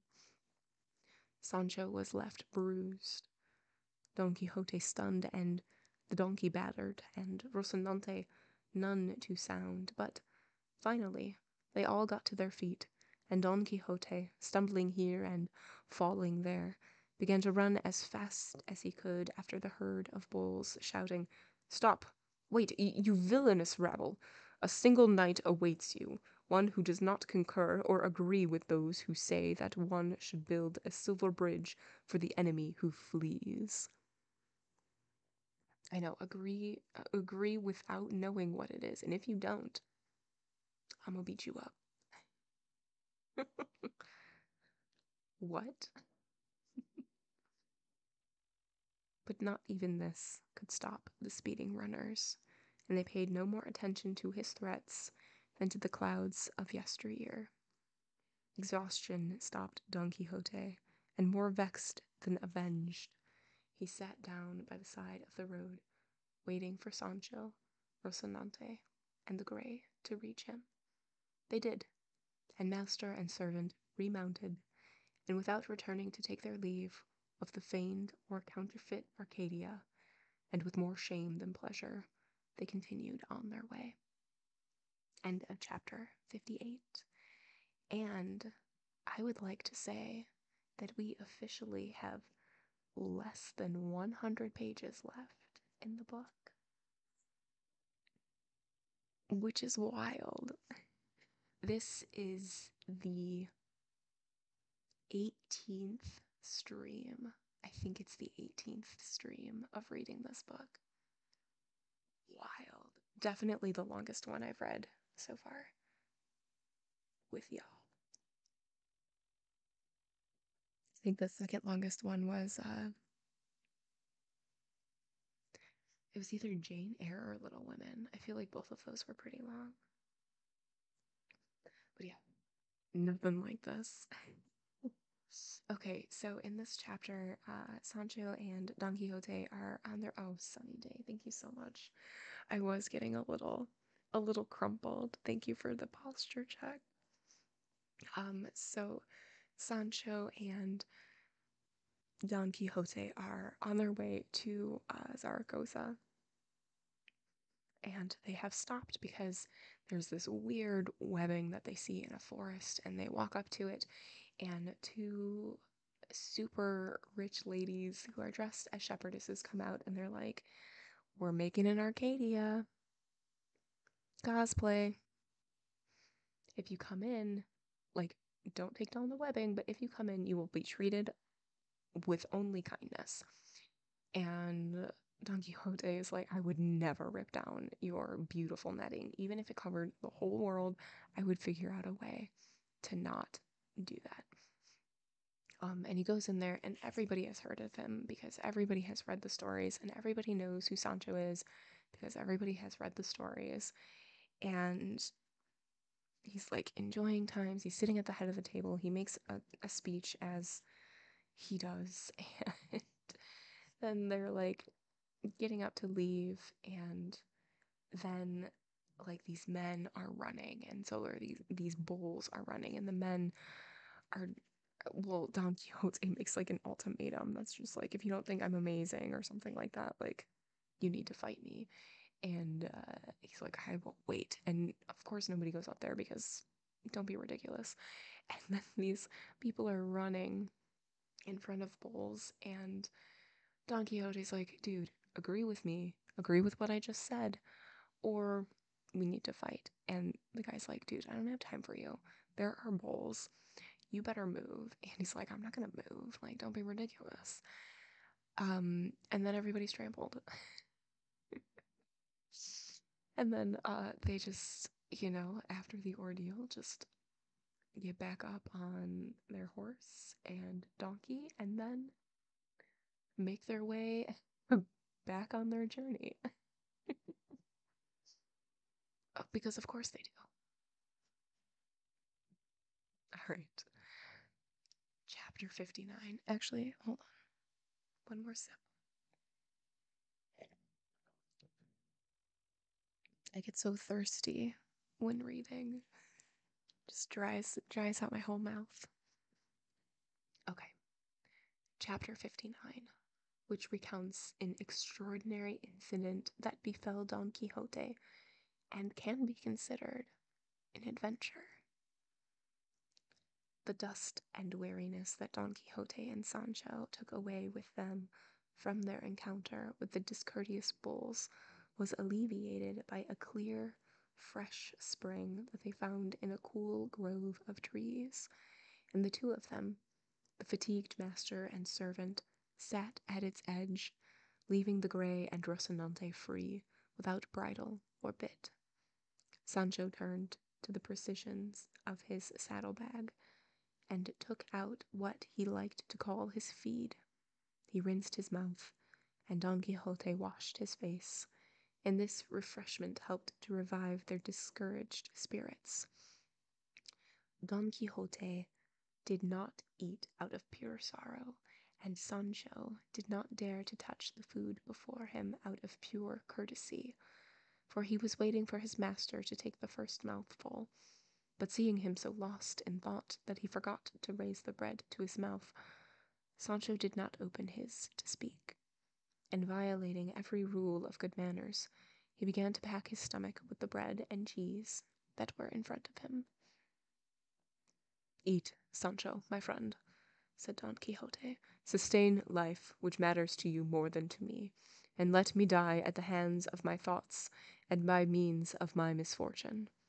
I, Sancho, was born to live by dying, and you to die by eating. So you can see that I am telling you the truth in this regard. Consider me, printed in histories, famous in the practice of arms, courteous in my actions, respected by princes, wooed by maidens, and when I expected the palms, triumphs, and crowns that were earned and deserved by my valorous deeds, I have seen myself this morning trampled and kicked and bruised by the feet of filthy, unclean animals. This thought dulls my teeth, blunts my molars, numbs my hands, and completely takes away my desire for food. And so I think I shall let myself die of hunger, the cruelest of all deaths. That does seem like a terrible way to go, starving to death. Because it's slow and you know it's happening. That sounds awful. That means, said Sancho, not stopping his rapid chewing, that your grace doesn't agree with the proverb that says, let Marta die, but keep her belly full. I, at least, don't plan to kill myself. Instead, I plan to do what the shoemaker does when he pulls on the leather with his teeth and stretches it until it reaches as far as he wants. I'll stretch my life by eating until it reaches the end that heaven has arranged for it. You should know, senor, that there's no greater madness than wanting to despair, the way your grace does. Believe me, after you eat something, you should sleep a little on the green featherbed of the grass, and you'll see that when you wake up, you'll feel much relieved. Don Quixote compiled. Nope. Don Quixote complied, thinking that Sancho's words were those of a philosopher, not a fool. And he said to him, if you, O Sancho, would do for me what I shall tell you now, my relief will be more certain, and my sorrow not as great. And it is that, while I sleep, follow your advice. You ought to move a little distance from here, and expose your flesh, and with Rocinante's brains give yourself 300 or 400 of the 3,000 odd lashes you must give yourself in order to disenchant Dulcinea. For it is no small shame that the poor lady is still enchanted because of your thoughtlessness and neglect. I almost forgot about that. So they believe that Dulcinea of Toboso is enchanted to look not like the most beautiful woman in all the land, but like an ugly peasant.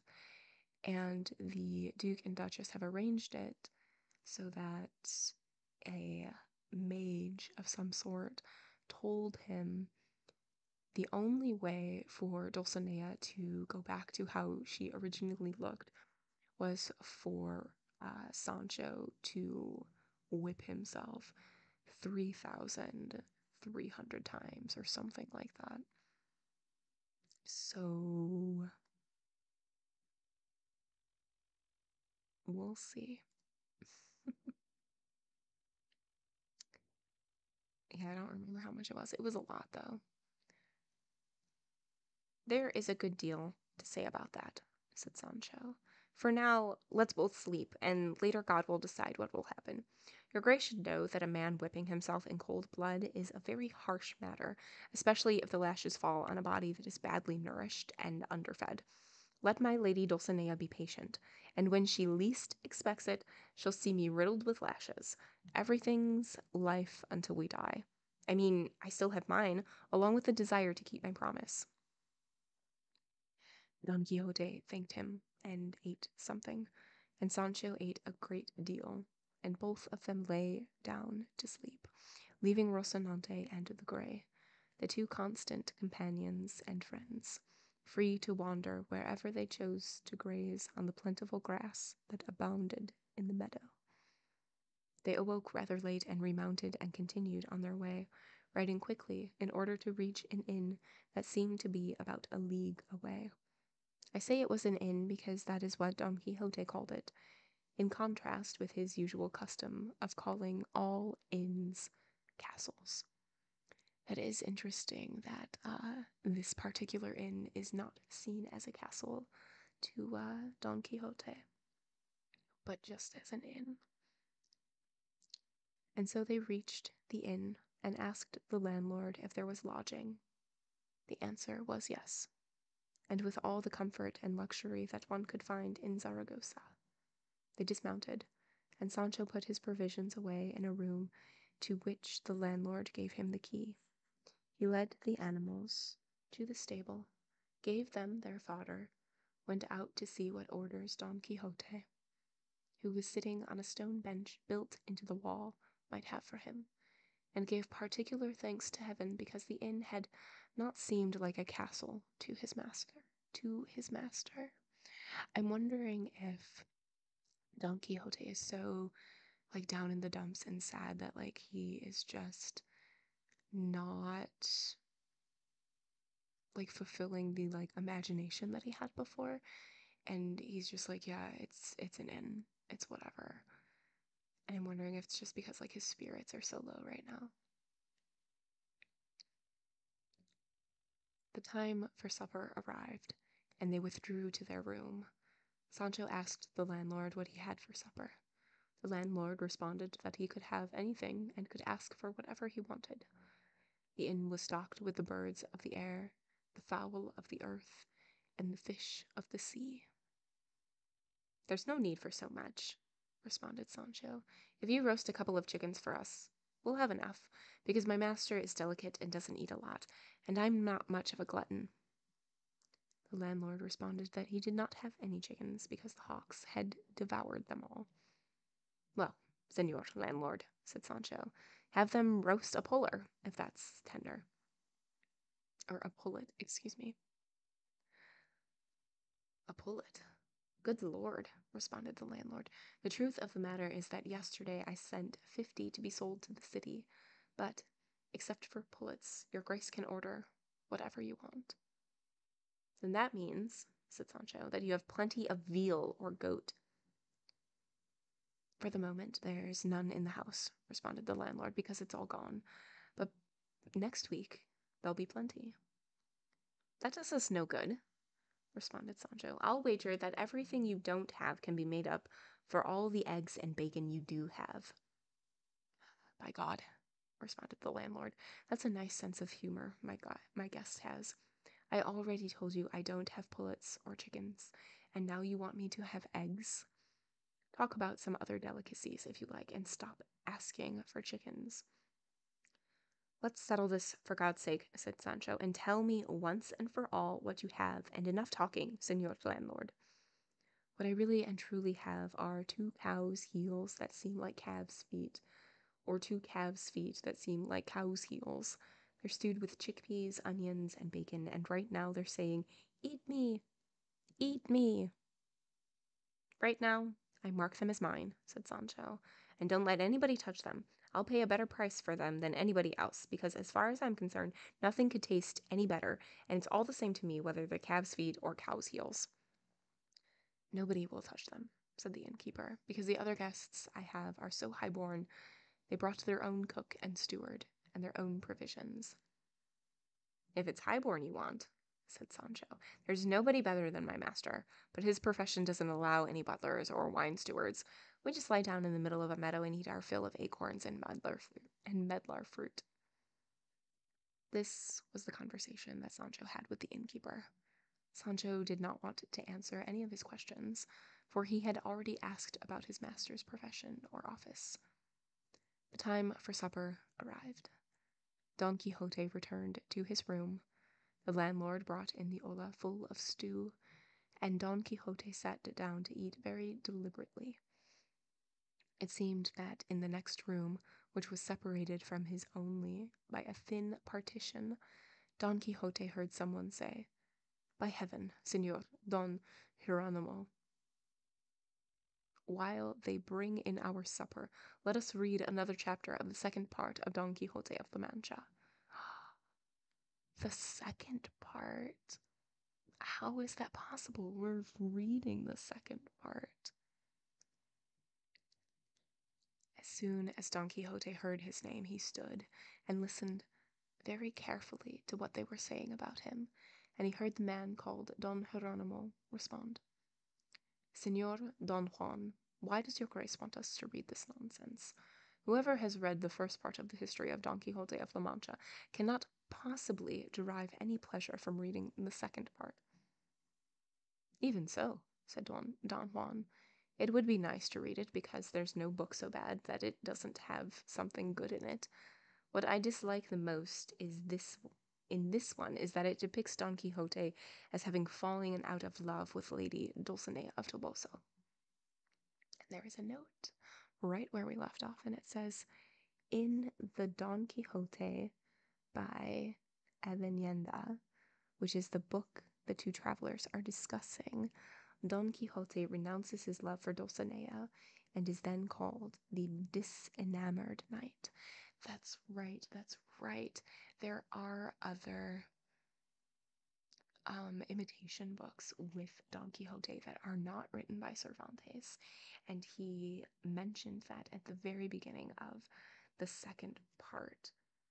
And so that's funny that like another version is being pulled into this story. It's like the meta of Don Quixote is just wild to me. But like another version of Don Quixote is being pulled into this, and it's just so interesting that people are like, yeah, I didn't like that. I didn't like that part. And I'm wondering if, like when they were talking about critiques of the first part, if that is an actual critique of this other Don Quixote book. That's so interesting. When he heard this, Don Quixote, full of wrath and fury, raised his voice and said, "If anyone says that Don Quixote of La Mancha has forgotten or ever can forget Dulcinea of Toboso, I shall make him understand with the most steadfast arms that he is very far from the truth, because the peerless Dulcinea of Toboso cannot be forgotten, nor does forgetting have any place in Don Quixote, for his coat of arms is constancy, and his profession is to preserve it gently and without force of any kind." "Who is answering us?" came the response from the next room. "Who can it be?" responded Sancho, "but Don Quixote of La Mancha." "By my soul, senores, I don't think the author of this book that your graces have wants to get a... Wait, did I feel like I skipped a page. I did skip a page. Who could it be now? But Don Quixote of La Mancha himself, who will carry out everything he said, and even what he might say, for the man who pays his debts doesn't worry about guarantees." As soon as Sancho said this, two gentlemen, for that is what they seemed to be, came in through the door of the room, and one of them threw his arms around Don Quixote's neck and said, "Your presence cannot give the lie to your name, nor can your name not vouch for your presence. There is no doubt, señor, that you are the true Don Quixote of La Mancha, the pole star and guiding light of knight-errantry, notwithstanding, and despite one who has wanted to usurp your name and annihilate your deeds, as the author of this book, which I give to you now, has done." And he placed a book in his hands, which his companion had been carrying. Don Quixote accepted it, and without saying a word began to leaf through it, and in a little while he returned it, saying, "In this short perusal I have found 3 things in this author that are worthy of reprimand. The first is some words that I have read in the prologue. The second is that the language of Aragonese, because sometimes he writes without articles. The third, which confirms his arrogance, is that he strays and deviates from the truth in the most important part of the history, because he says that the wife of my squire Sancho Panza is named Mary Gutierrez, which is incorrect, for her name is Teresa Panza. If he errs in something so important, it is reasonable to fear that he will err in everything else." And there are 3 notes in that. All right, so the first one is after the first in some words that I have read in the prologue. And it says, according to Martin de Ricoeur, these are the insults directed at Cervantes that are mentioned in the prologue to the authentic part 2. The next note is after Aragonese, because sometimes he writes without articles. And it says, many critics have attempted to prove that Avellaneda was Aragonese on the basis of this statement, but Martin de Ricoeur states that it cannot be proved. He points out that the omission of articles has never been a characteristic of the Aragonese dialect or of writers from Aragon. Further, in Avenda's book, there are only 4 cases of missing articles, something that could just as easily be found in texts by Cervantes. If Cervantes uses articles to mean particles, as some contemporary grammarians did, there are more instances of this kind of omission in the False Quixote, but it is still not a characteristic of Aragonese writing. And then the last note is after Mari Gutierrez, which is incorrect, for her name is Teresa Panza. And it says, as Martin de Ricoeur points out, the error is less Avenda's than Cervantes. In part 1, Sancho's wife had 4 different names, one of which was Mari Gutierrez. We love a good triple footnote. That we do.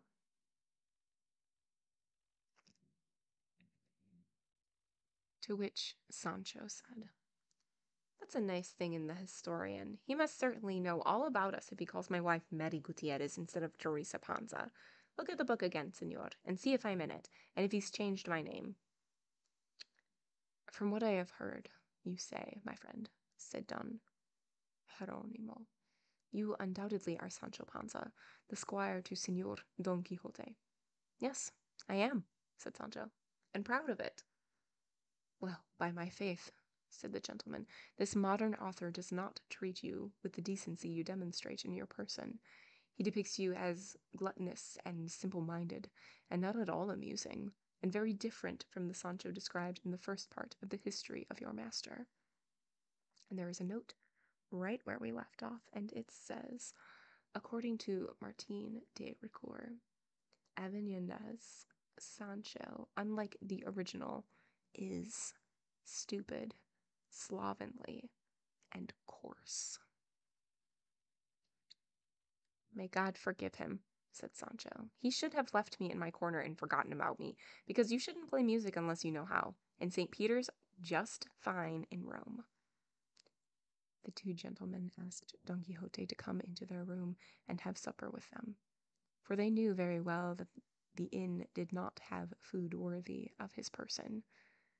Don Quixote, who was always courteous, agreed to their request, and had supper with them, and Sancho was left with the power of life and death and absolute jurisdiction over the olla. He sat at the head of the table, along with the innkeeper, who was no less fond than Sancho of feet and heels. In the course of their supper, Don Juan asked Don Quixote if he had news of Señora Dulcinea of Toboso, if she had married or given birth or was pregnant, or if she was still a virgin and remembered, within the bounds of her modesty and decorum, the amorous thoughts of Señor Don Quixote, to which he responded, "Dulcinea is a virgin, and my thoughts are more constant than ever, our communication as barren as always, her beauty transformed into that of a crude peasant." I was going to say present. Peasant. And then he recounted, point by point, the enchantment of Señora Dulcinea, and what had happened to him in the cave of Montesinos, along with the instructions the wise Merlin had given him on how to disenchant him, which had to do with Sancho's lashes. The 2 gentlemen were exceedingly happy to hear Don Quixote relate the strange events of his history, and they were as amazed by the nonsensical things he said as by the elegant manner in which he said them. Here they considered him intelligent, and there he seemed to slip into foolishness, and they could not determine where precisely to place him between intelligence and madness, which is definitely how we are too, in that, like, he has moments where he just follows along with Don Quixote and is like, yeah, those are totally giants. Yeah, absolutely. And then other moments where he's just like, "Master, you're crazy." Look, yeah, that's the sweet spot. Exactly. between intelligence and madness. Hey, a lot of creative people are right in that sweet spot, you know? Sancho finished eating, and leaving the innkeeper looking like an X, he went to the room where his master was having supper, and when he entered, he said, "By my soul, senores, I don't think the author of this book that your graces have wants to get along with me, since he calls me a glutton, as your graces say. I wouldn't want him to call me a drunkard, too." So it's just a big X. Yeah, looking like an X. And there is a note there, and it says the idiom HOX means staggering drunk and is based on the image of the shape an inebriated person's legs assumes when he stumbles and struggles to keep his balance. Okay, so Sancho left the innkeeper looking like an HOX, and it's called that. I who would have no, that's not a thing. Who would have known this? And it's called that because that's the shape your legs make when you're drunk, apparently. I'm glad we had that footnote because yeah, I would have no idea what was happening. He does say that, said Don Jeronimo, but I don't remember precisely how, although I do know that his words are offensive and false as well, as I can see by the physiognomy of the good Sancho here present. "Believe me, your graces," said Sancho, "the Sancho and the Don Quixote in that history are not the ones who appear in the history composed by Cid Hamete Bengali. The ones who are us. My master is valiant, intelligent, and in love, and I'm simple, amusing, and not a glutton or a drunkard." "I believe that," said Don Juan, "and if it were possible, I would order that no one could dare to deal with the affairs of the great Don Quixote, except Cid Hamete, the first author, just as Alexander the Great ordered that no one could dare paint his portrait except Apelles.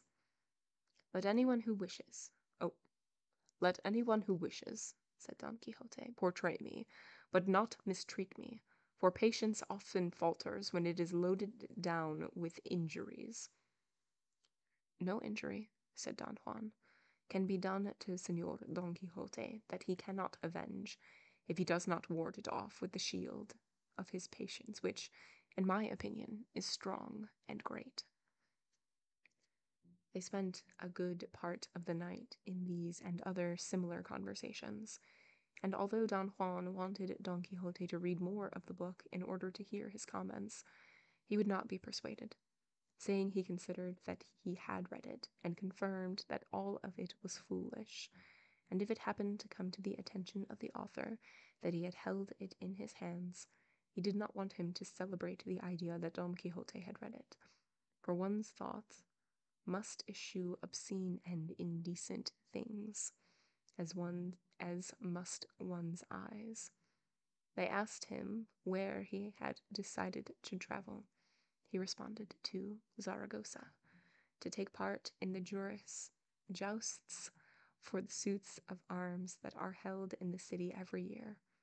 Don Juan told him that in the new history the account of how Don Quixote, or whoever he was, ran at the ring was lacking in intervention, poor in letters, and very poor in liveries, though rich in stupidities.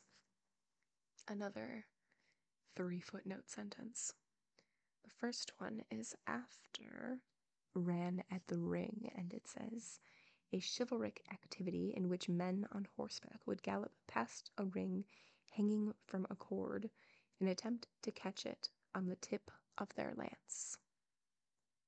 And then the next one is poor in letters, and it says, "The verses and epigrams, normally alluding to their ladies, on the shields carried by knights in jousts." And very poor in liveries. And the note is Martin de Ricoeur indicates that this objection is not justified since Aveneda's descriptions of the liveries worn at the Zaragozan jousts are adequate. For this very reason, responded Don Quixote, I shall not set foot in Zaragoza, and in this way I shall proclaim the lies of this modern historian to the world, and then people will see that I am not the Don Quixote he says I am. That would be very wise, said Don Jeronimo. There are other jousts in Barcelona, where Senor Don Quixote will be able to prove his valor. I intend to do that, said Don Quixote, and if your grace will permit me, it is time for me to go to bed, and I hope you will consider and count me among your greatest friends and servants. And me too, said Sancho. Maybe I'll be good for something. With this, they took their leave, and Don Quixote and Sancho withdrew to their room, leaving Don Juan and Don Jeronimo astonished by the mixture of intelligence and madness they had seen, and convinced that these were the true Don Quixote and Sancho, not the ones described by the Aragonese author. Don Quixote awoke at dawn, and knocking on the wall of their room, he said goodbye to his supper hosts.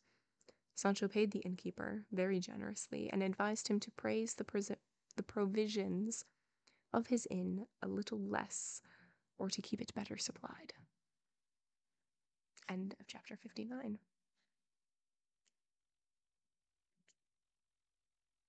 Okay, so they get to an inn, which Don Quixote actually calls an inn. And while he's sort of like moping away, Sancho decides to get food for them. And he goes up to the landlord, the innkeeper, and says, all right, what do you got for food? And the landlord is like, we got everything. We got birds in the air. We got birds on the ground. We got fish from the sea. And so Don Quixote is like, all right, I want this.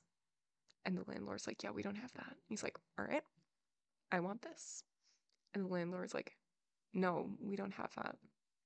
And Sancho's like, all right, I want this. And the landlord's like, dude, we don't have that. And then Sancho's like, all right, bud, what do you have? And the landlord's like, we just have this one thing. It is a stew made with either cow heels or calves. We don't really know. And Sancho's like, all right, we'll take it. We'll take two. And as they're eating in the other room, the other room? I don't know if it's the other room or if they're just like next to each other. But there are gentlemen talking, and they are talking about Don Quixote, and they're reading a different version of Don Quixote by a different author. And they're like, how can you read that? Like, it's terrible, blah, blah, blah. And so Don Quixote, of course, is very interested in this, and so is Sancho, and they have come to find that this other author portrays them very different. Like, Sancho is seen as gluttonous and a drunkard and very stupid and simple and whatever. And Don Quixote is portrayed as, oh, I don't even remember.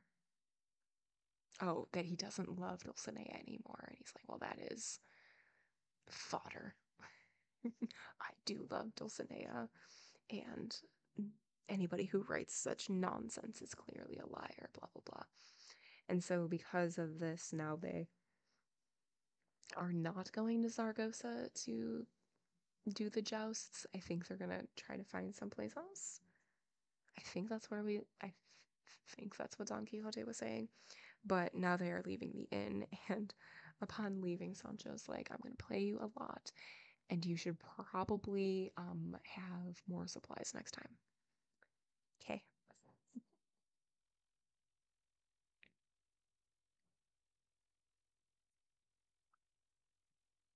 Zip in. Okay.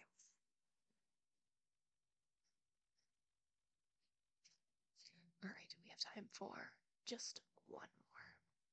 Let's do it. Chapter 60. concerning what befell Don Quixote on his way to Barcelona. The morning was cool, and it showed signs of remaining cool for the rest of the day when Don Quixote left the inn, first having learned the most direct road to Barcelona that avoided Zaragoza. So great was his desire to prove that the new historian, who, they said, had so maligned him, was a liar. As it happened, in more than 6 days nothing occurred that was worth recording.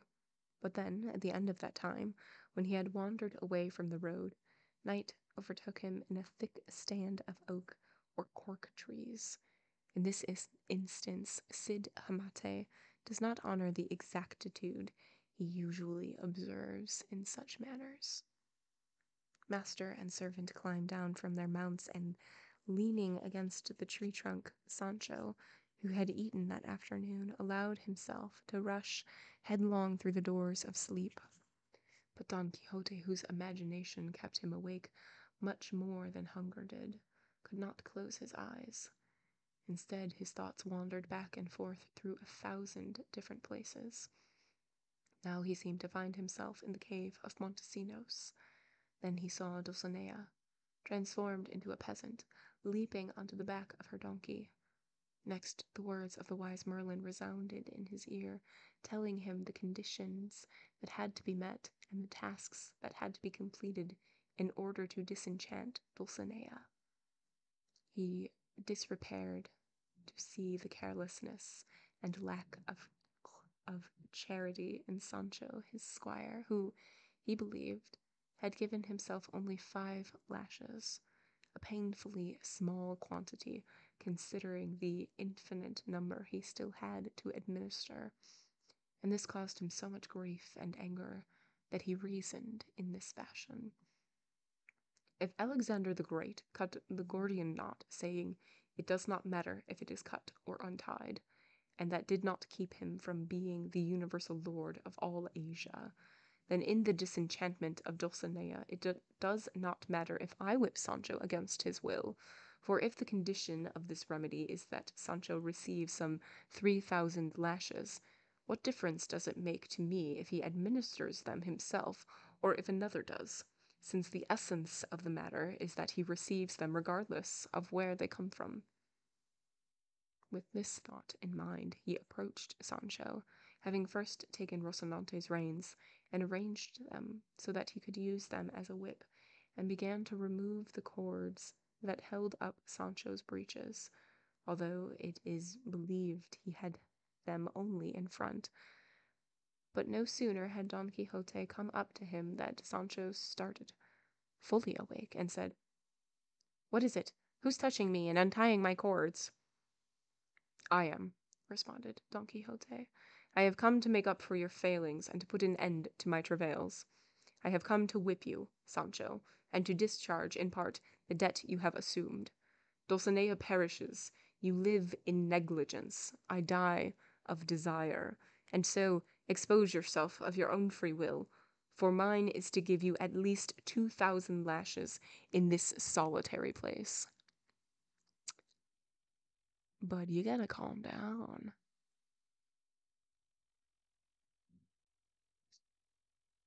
"Oh, no," said Sancho, "your grace had better stand still. If not, by the true God, even the deaf will hear us. The lashes I promised to give myself will be voluntary, not given by force, and now I don't feel like lashing myself. It's enough for me to give your grace my word to flog and thrash myself as soon as I feel that desire." "It must not be left to your courtesy, Sancho," said Don Quixote, "because you have a hard heart, and although you are a peasant, your flesh is tender." And so he attempted and struggled to untie the cords, seeing which Sancho Panza got to his feet, rushed at his master in a fury, and tripped him so that he fell to the ground and lay there face up. Sancho placed his right knee on his chest, and with his hands he held down his master's hands, not allowing him to move and barely permitting him to breathe. Don Quixote said to him, "What, you traitor! You dare to raise your hand against your natural lord and master? You presume to defy the person who gives you your bread? I depose no king, I impose no king, responded Sancho. But I'll help myself, for I'm my own lord.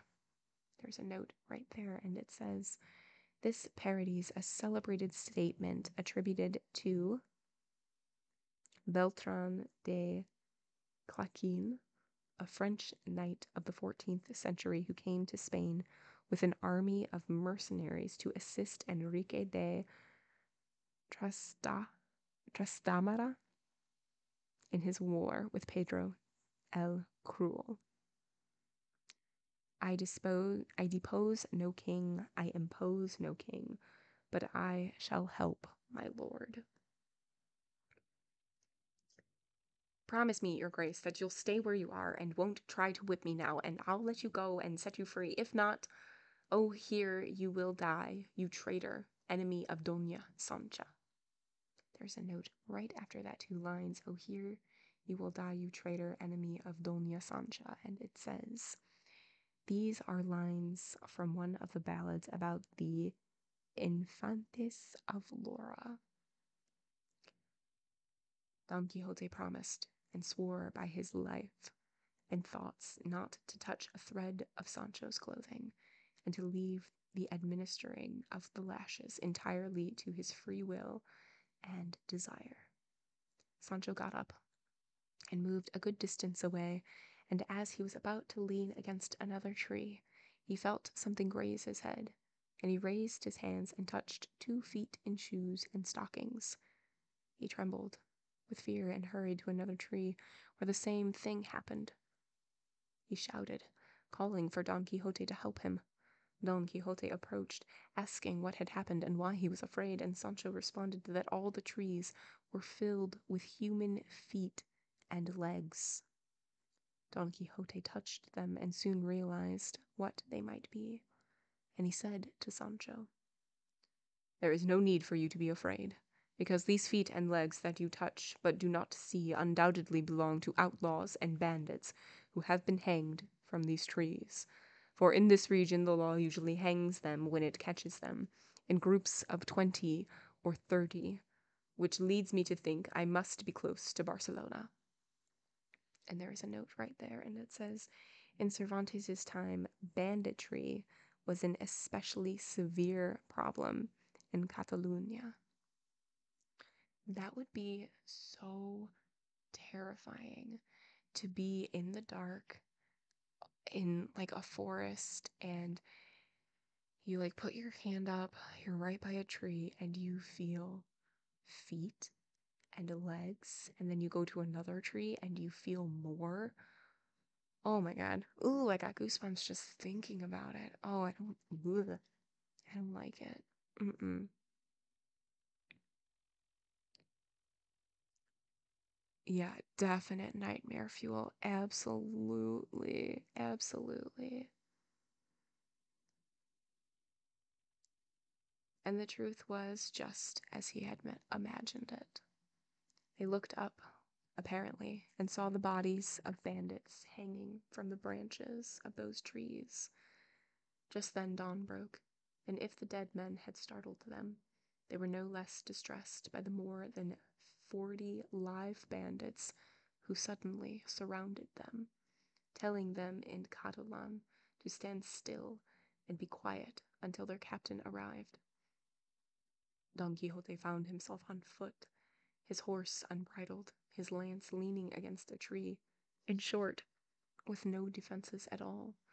And so he considered it the wisest course to fold his hands, bow his head, and wait for a better occasion and opportunity. The bandits quickly looked over the gray and left nothing in the saddlebags and traveling case. It was Sancho's good fortune that he carried the Duke's escudos, and the ones he had brought from home tidily bound in a sash he wore around his stomach. And even so, those good people would have searched and dug around to what he had hidden between his skin and his flesh if their captain had not arrived at that point.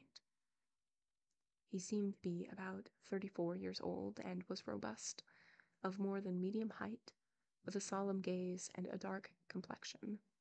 He was riding a powerful horse, wearing a hauberk, and carrying 4 pistols, which in that country are called pedrenales, at his side.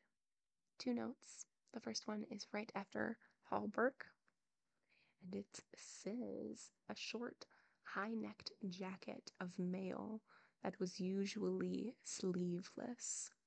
And the next note is after pedrenales, and it says a kind of short harquebus favored by the bandits of Catalonia.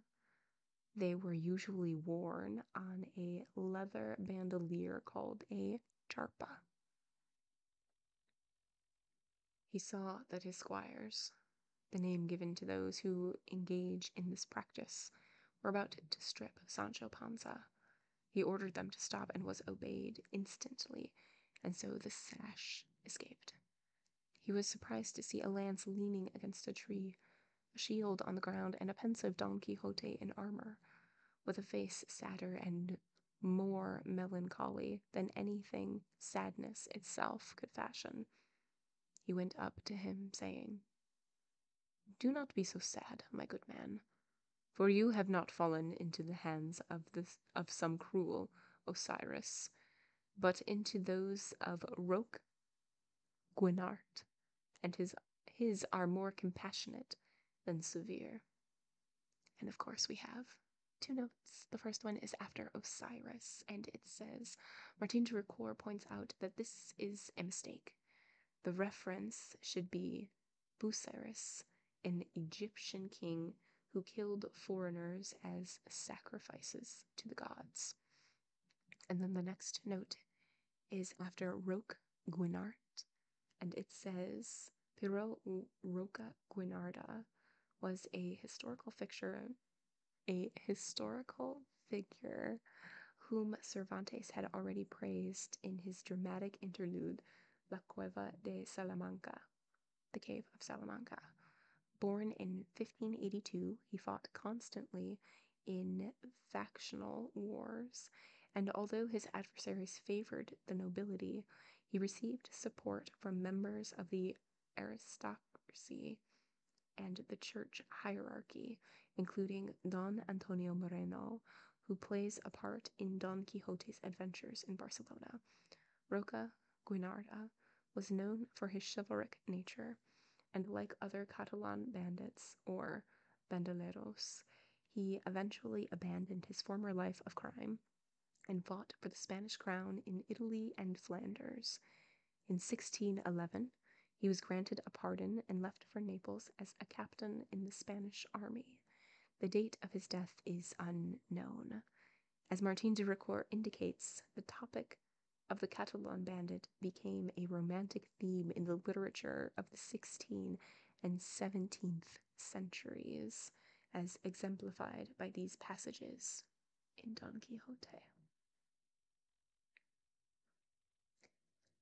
"My sadness," responded Don Quixote, "is not that I have fallen into your hands, O valorous Roque, whose fame reaches far beyond the borders of your land, but because my negligence was so great that your soldiers found me unprepared, when I am obliged, according to the order of knight-errantry which I profess, to be constantly on the alert, and at all hours to serve as my own sentinel. Because I assure you, O great Roque, that if they found me on my horse, with my lance and shield, it would not have been very easy for them to defeat me, for I am Don Quixote of La Mancha, he whose exploits are known all over the world." Then Roque Guinart realized that Don Quixote's infirmity was closer to madness than to valor, and although he had heard about him on occasion, he never had considered his deeds to be true, for he could not convince himself that this kind of humor could control the heart of a man. He was extremely pleased to have encountered him, and therefore touch in proximity what he had heard about at a distance.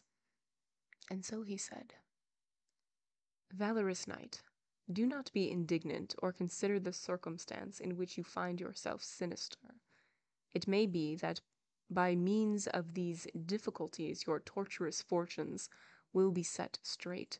For heaven, by strange, inconceivable turnings, which men cannot imagine, tends to raise the fallen and enrich the poor. Don Quixote was about to thank him, when at their backs they heard a noise that sounded like a troop of horses.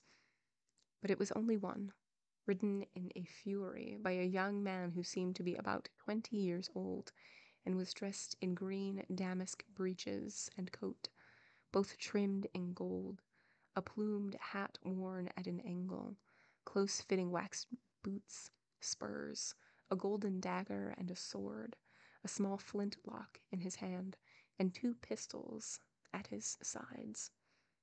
At the sound, Roke turned his head and saw this beautiful figure, who rode up and said, "I have come looking for you, O valorous Roke, to find in you, if not a remedy, at least relief for my misfortune, and so as not to keep you in suspense, because I know you have not recognized me, I want to tell you who I am. I am Claudia Jaromina, daughter of Simon Forte, your dear friend and the particular enemy of Calque Torrellas. Oh my gosh, these names. I'm so sorry. I'm so sorry. Who is also your enemy because he belongs to the faction that opposes you.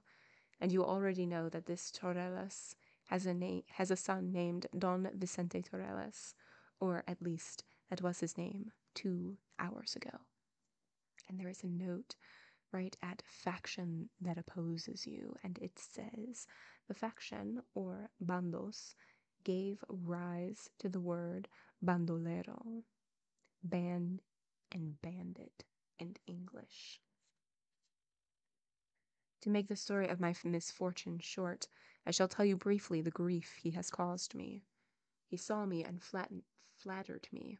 I listened to him and fell in love, behind my father's back, because there is no woman, no matter how secluded her life and no matter how modest her nature, who does not have more than enough time to execute and put into effect her transgressive desires. In short, he promised to be my husband, and I gave him my word that I would be his wife, though we did not pass beyond that into actions. I learned yesterday that he had forgotten what he owed me and was marrying another. The wedding was to take place this morning, a piece of news that troubled my judgment and put an end to my patience. Since my father was away, I put on these clothes that you see and rode this horse at a gallop until I overtook Don Vicente about a league from here, and not bothering to complain or to listen to excuses, I fired the flintlock at him, and these 2 pistols as well, and I believe I must have put more than 2 bullets in his body, opening doors through which my honor, mixed with his blood, could pour out. I left him there with his servants, who did not dare to, or could not, defend him. I have come to find you so that you can get me across the border into France, where I have kinfolk with whom to live, and also to implore you to defend my father, so that Don Vicente's many supporters will not dare wreak a terrible vengeance on him." Roque, marveling at the lovely Claudia's gallantry, courage, beautiful appearance, and remarkable story, said, "Come, Senora, and let us see if your enemy is dead, and then we shall see what it is best for you to do." Don Quixote, who had been listening attentively to what Claudia said and how Roque Guinarte responded, said, "No need to bother to defend this lady, for I take that responsibility as mine. Give me my horse and my arms, and wait for me here, and I shall find this knight, and, whether he is dead or alive, I shall oblige him to keep the promise he made to such great beauty." "Nobody should doubt that," said Sancho, "because my master is a very good hand at matchmaking. Not many days ago he obliged another man to marry who was also denied his promise to another maiden, and if it wasn't because the enchanters who pursued him changed that man's real face into a footman's, by now that maiden would no longer be one." Roque, who was more concerned with thinking about what had happened to the beautiful Claudia than with the words of master and servant, did not hear them, and after ordering his squires to return to Sancho everything they had taken from the Grey, he also ordered them to withdraw to the place where they had spent the night. and then he galloped away with Claudia to find the wounded or dead Don Vicente. They reached the place where Claudia had met him and found nothing there except recently spilled blood. But they all looked around and saw some people climbing a hill, and they assumed, which was the truth, that it must be Don Vicente, dead or alive, carried by his servants to be healed or buried. They hurried to reach them, and since they were climbing slowly, this was an easy matter. They found Don Vicente in the arms of his servants, imploring in a faint and feeble voice that they leave him there to die, because the pain of his wounds would not permit him to go any farther. Claudia and Roque leaped from their horses and approached him. The servants were frightened at their presence of Roque, and Claudia was disquieted at the sight of Don Vicente, and with a mixture of compassion and harshness, she went up to him, grasped his hands, and said, "If you had given me these and abided by our agreement, this never would have happened to you." The wounded gentleman opened his half-closed eyes, and recognizing Claudia, he said, "I see clearly, beautiful and deceived lady, that you were the one who killed me. A punishment I did not deserve or merit, for neither with my desires nor my actions did I ever wish or intend to offend you." "Then isn't it true," said Claudia, "that this morning you were going to marry Leonora, the daughter of the wealthy Bavalstro?" "No, certainly not," responded Don Vicente. "My ill fortune must have brought you that news so that you, in jealousy, would take my life. But since I leave it in your hands and arms, I consider my luck to be good. And in order to assure yourself that this is true, press my hand and accept me as your husband, if you like, for I have no greater satisfaction to give you for the injury you think you have received from me." Claudia pressed her hand, and her own heart felt pressed, causing her to faint onto the bloody bosom of Don Vicente, who was shaken by a mortal paroxysm. Roque was bewildered, and did not know what to do. The servants hurried to find water to sprinkle on the lovers' faces, and they brought some and bathed their faces with it. Claudia recovered from her swoon, but not Don Vicente from his paroxysm, because his life had ended. Seeing this, Claudia realized that her sweet husband was no longer alive, and she pierced the air with sighs, wounded the heavens with lamentations, tore her hair and threw it into the wind, scratched her face with her own hands, and showed all the signs of sorrow and grief that could be imagined in a wounded heart. "O cruel and thoughtless woman," she said, "how easily you were moved to act upon so evil a thought! O raging power of jealousy, to what a desperate end you led one who sheltered you to her bosom!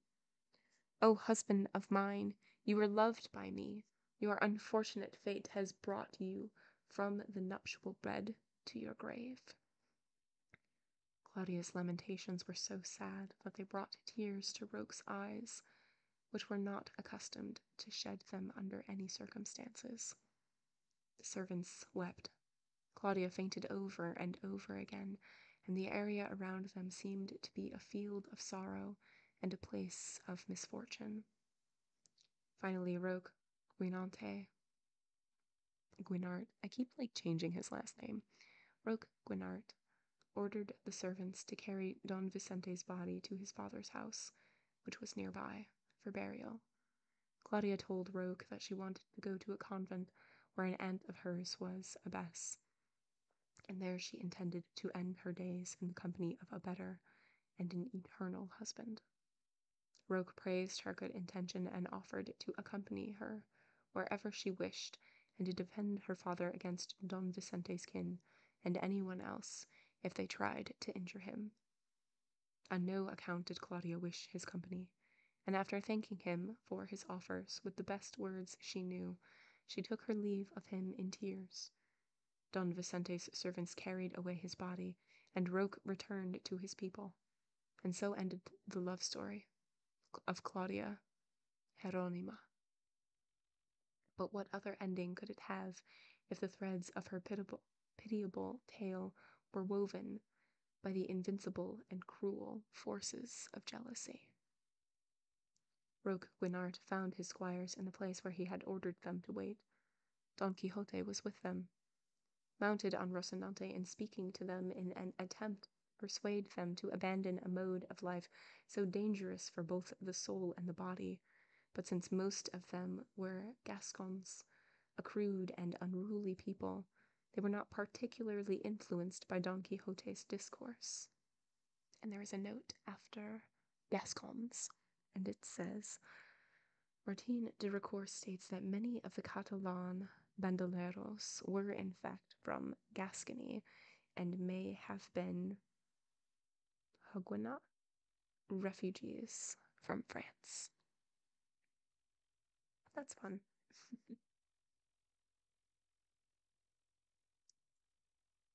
When Roque arrived, he asked Sancho Panza if his men had returned and restored to him the gems and jewels they had taken from the Grey. Sancho responded that they had, but he was missing 3 nightcaps that were worth 3 cities. Man, what are you saying? Said one of the outlaws. I have them, and they're not worth 3 reales. That is true, said Don Quixote, but my squire values them in the manner he has said because of the person who gave them to him.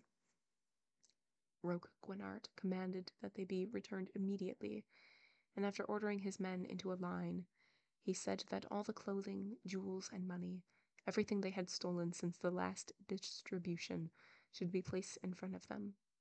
And after quickly making an estimate and setting aside what could not be divided and reducing it to money, he distributed goods to his entire company with so much equity and prudence that he adhered absolutely to distributive justice and gave no one too much or too little. There is a note right after reducing it to money, and it says, according to Martin de Ricoeur, Roque kept what could not be divided and gave his men their share of its equivalent value in money. That's kind of amazing that, like, you have a thing that just cannot be divided, so the leader takes it, and then what it's worth distributes that to the rest of the band in money. That's pretty great.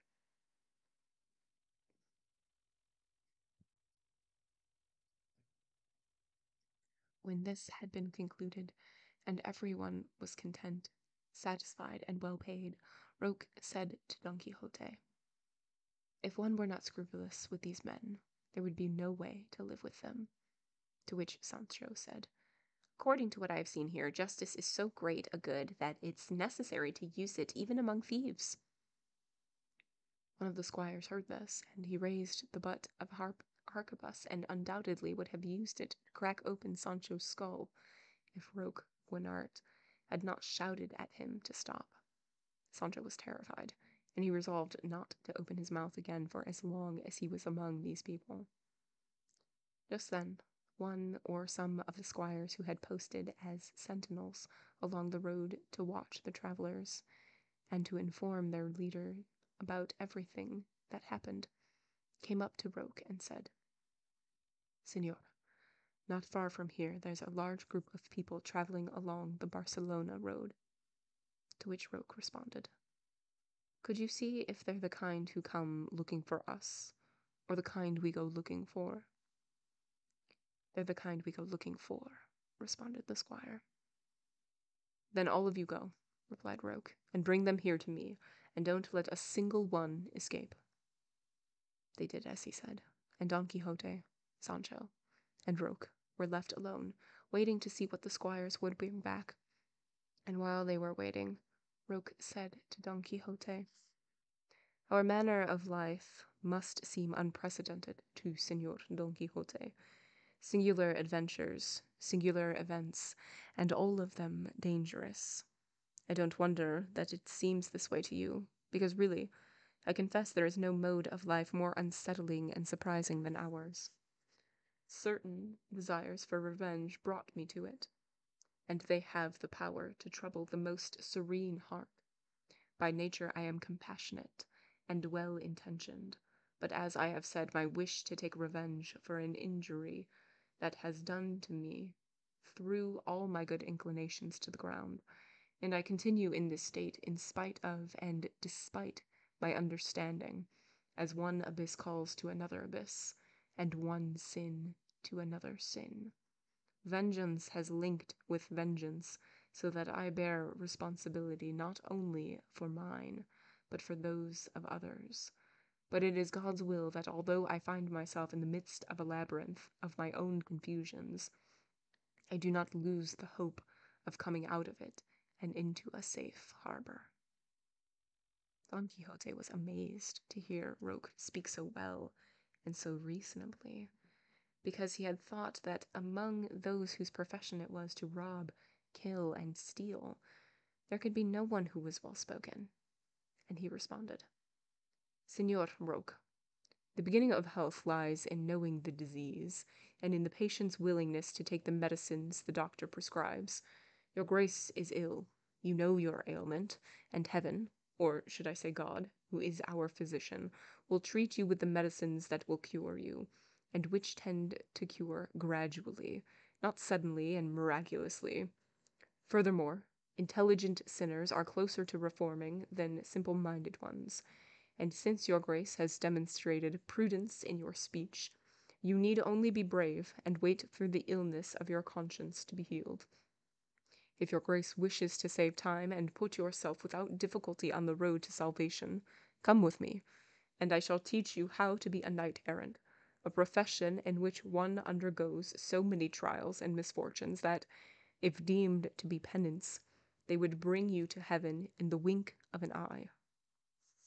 Roque laughed at the advice of Don Quixote, and then, changing the subject, recounted the tragic story of Claudia Hieronima, which caused Sancho great sorrow, for he had liked the girl's beauty, confidence, and spirit. Then the squires arrived with their prey, bringing with them 2 gentlemen on horseback, and 2 pilgrims on foot, and a carriage of women with 6 servants who accompanied them, mounted and on foot, and 2 mule drivers who were with the gentlemen.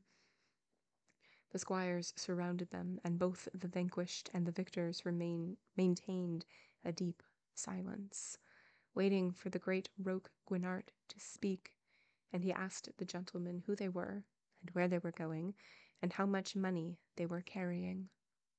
Nomad, hello, so good to see you, good evening.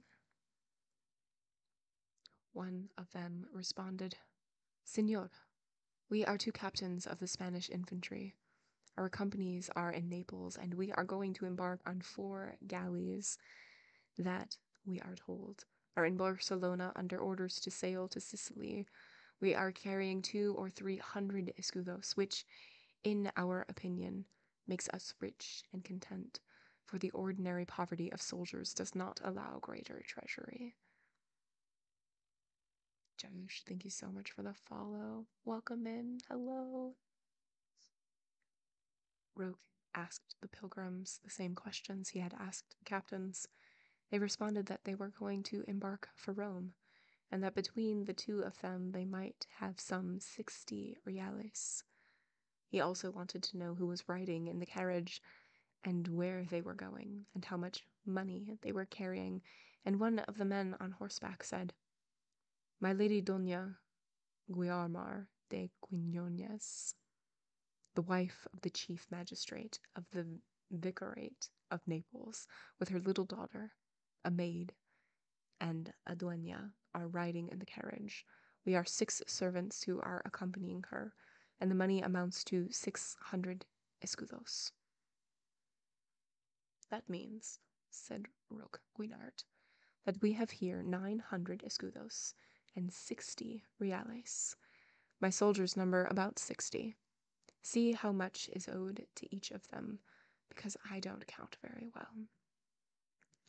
When they heard this, the robbers raised their voices, shouting, Long live Roque Guinart, in spite of the Lladres, who are trying to ruin him. There's a note right at Lladres, and it says, this is the Catalan word for thieves. used here as an insult. The captains showed their grief. The magistrate's wife grew sad, and the pilgrims were not at all happy at the confiscation of their goods. Roke kept them in suspense for a while, but he did not want their sorrow to continue, for by now it could be seen a harquebuses shot away, and turning to the captains, he said, Señores, would your graces please be so kind as to lend me 60 escudos, and the lady 80, to keep the squadron of mine happy, for the abbot ears if the tithes are paid, and then you can go on your way free and unimpeded, and with a safe conduct that I'll give you, and if you happen to meet other squadrons of mine in the vicinity, no harm will be done to you, for it is not my intention to injure soldiers or women, especially those who are highborn. Infinite and well-spoken words were used by the captains to thank Roke for his courtesy and liberality, for that is what they considered his leaving them their money. Señora Doña Guiomar de Quiñones wanted to leap out of her carriage, to kiss the feet and hands of the great Roke, but he would not consent on any account. Instead, he begged her pardon for the injury he had done to her, forced on him by the strict obligations of his evil profession. The chief magistrate's wife ordered one of her servants to immediately give him the 80 escudos that were her share, and the captains had already taken their 60 out of the purse. The pilgrims were about to offer all of their paltry wealth, but Roke told them to be still, and turning to his men, he said, Of these escudos, 2 go to each man, and that leaves 20. 10 should go to these pilgrims, and the other 10 to this good squire, so that he can speak well of this adventure. His men brought him the writing materials that he always carried with him, and Roke wrote out a safe conduct addressed to the chiefs of his squadrons. And then he said goodbye to the travelers and let them go, and they were astonished at his nobility, his gallant disposition, and unusual behavior, thinking of him more as an Alexander the Great than a well-known thief. One of the squires said in his Gascon and Catalan language, The captain of ours is more of a fraid than a bandit. If he wants to be generous from now on, let it be with his goods, not ours. And there is a note after fraid, and it says, Martin de Ricoeur points out that, given the similarities between the languages of Gascony and Catalunya, the bandoleros probably spoke a mixture of the two. Fraid, however, is Portuguese. The word for friar is frère in Catalan, frère in Gascon. Ricoeur assumes that either Cervantes mistakenly attributes a Portuguese word to the bandits, or the typesetter made an error. The unfortunate man did not speak quietly enough, and Roke heard him, drew his sword, and split his head almost in two, saying, This is how I punish insolent men who talk too much. Everyone was terrified, and no one dared say a word. That was the obedience they showed him. Roke moved to one side and wrote a letter to a friend of his in Barcelona, informing him that the famous Don Quixote of La Mancha, the knight-errant about whom so many things had been said, was with him, and telling his friend that the knight was the most amusing and best informed man in the world, and that in 4 days' time, which was the feast of St. John the Baptist, he would present himself along the shore of the city, armed with all his armor and weapons, mounted on his horse, Rocinante, with his squire Sancho, riding a donkey. Roke asked his friend to inform his friends, the Niaros, so that they could derive pleasure from this, but he wished to deprive his enemies of Cadwalls of this amusement, It was impossible, however, because the madness and intelligence of Don Quixote and the wit of his squire Sancho Panza could not help but give pleasure to everyone. He dispatched the letter with one of his squires, who changed his bandit's clothes for those of a peasant, and entered Barcelona, and delivered it to the person to whom it was addressed. And we have two notes. The first one is after Saint John the Baptist, and it says, it is Martin de Ricoeur's opinion that the reference is to the commemoration of John the Baptist's beheading, which is August 29th, not to the celebration of his birth, which is June 24th. And, oh, I was going to say, it's June now. Is it June 24th? It is not. It is not the birthday of John the Baptist. And then the second note is after Cadals, and it says, the Nieros in Catalan, and the Cadals were the factions in whose wars the historic Roque had been involved. And that is the end of chapter 60. Oh, I know. We're so close. We're on page 861, and there are 940 pages. We are so close to finishing. That's so exciting. Compared. Compared. This is like nothing. All right, so in that chapter, we have a lot of things have happened. This chapter, like, so many things. Okay, so Don Quixote and Sancho are about to go to sleep. Sancho falls asleep. Don Quixote can't go to sleep because he has so many thoughts, and he's like, dude, Sancho is slacking. I'm gonna whip him myself. And so he's like gonna do it, and then Sancho wakes up and he's like, dude, what are you doing? I'm gonna do it. Okay, just chill. And he's like backing up, and then he like runs into a tree and reaches up, and there's feet, and they're just like in like this wooded area that has just like a bunch of bandits that have been hanged. And in the daylight, it's like right at dawn, and then when the sun rises, like a bunch of bandits come over, and they're like chatting it up. And then this person rides up who turns out to be the daughter of whoever. Her name's Claudia, and she's like, okay, I was supposed to marry Don Vicente, and he promised me, and he's wonderful, and I was so excited. But then, like 2 days ago, I heard that he was going to marry somebody else. So today, he was supposed to marry this person. So I attacked him. I shot him, and I did all these other things with weapons, and this is what blah, blah, blah. And so the bandit, Roque, he's like the lead of the bandits, is like, all right, well, let's go. And Don Quixote's like, whoa, you can stay here. I will do this. I am a knight-errant. This is my job. And they don't listen to him. They're like, okay, whatever. I don't even think they hear him. So they go to where Claudia has attacked him. They find a bunch of blood. And then in the distance, they see like a bunch of people like walking away.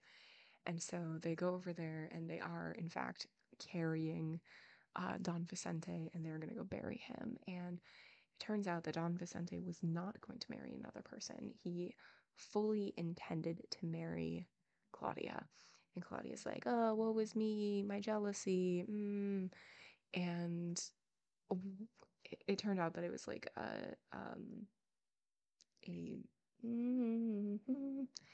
an enemy, I guess is what I'm trying to say, an enemy of Don Vicente that told her that he was going to marry somebody else so that she would become jealous and like murder.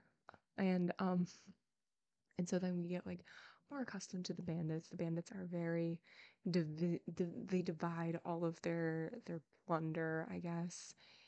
And yeah, and like now Don Quixote and Sancho Panza are on their way to Barcelona, and Rogue is like, dude, I know people in Barcelona. I will write ahead and tell them that you're coming, and so then you'll have a friend, I guess. And that's sort of where we leave it, is right there.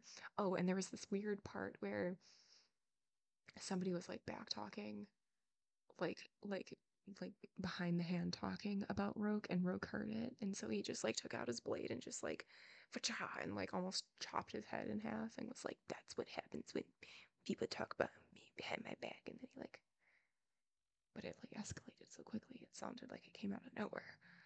Um, and that is where we ended it. So yeah, that was the end of chapter 60, and we are about to start chapter 61. But we'll start chapter 61 next time. And yes, there are 940 pages in this book, and we are at page 861.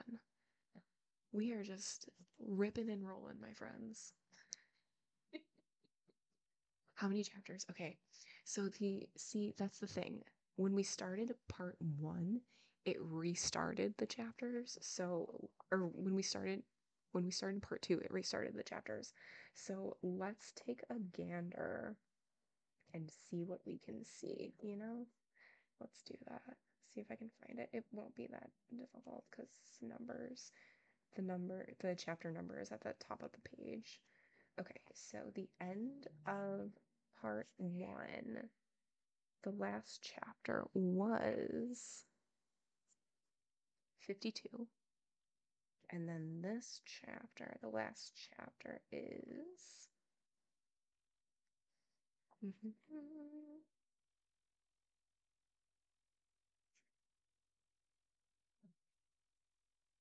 74. Take a gander. Gander's a great word, I gotta tell you. 74. So, there you go. Oh, all right, but that's gonna be it for today. This was a fun one. This was a good one. I'm still enjoying the book. I feel like, I mean, we have stopped reading a book before. Yeah, 126. I did not do the math. Yes, it's 126. Thank you, Falkor. Um, yeah, I have stopped reading a book that we didn't enjoy on stream, but this one's doing it. This one's doing it for me. But yeah, that's gonna be it for tonight. I hope you all have a great rest of your evening. If I don't see you next time, I hope to see you very, very soon. As always, whether you lurk, whether you chat, I 1000% appreciate you. And I 1000% appreciate your support. Thank you all so, so much. Bye.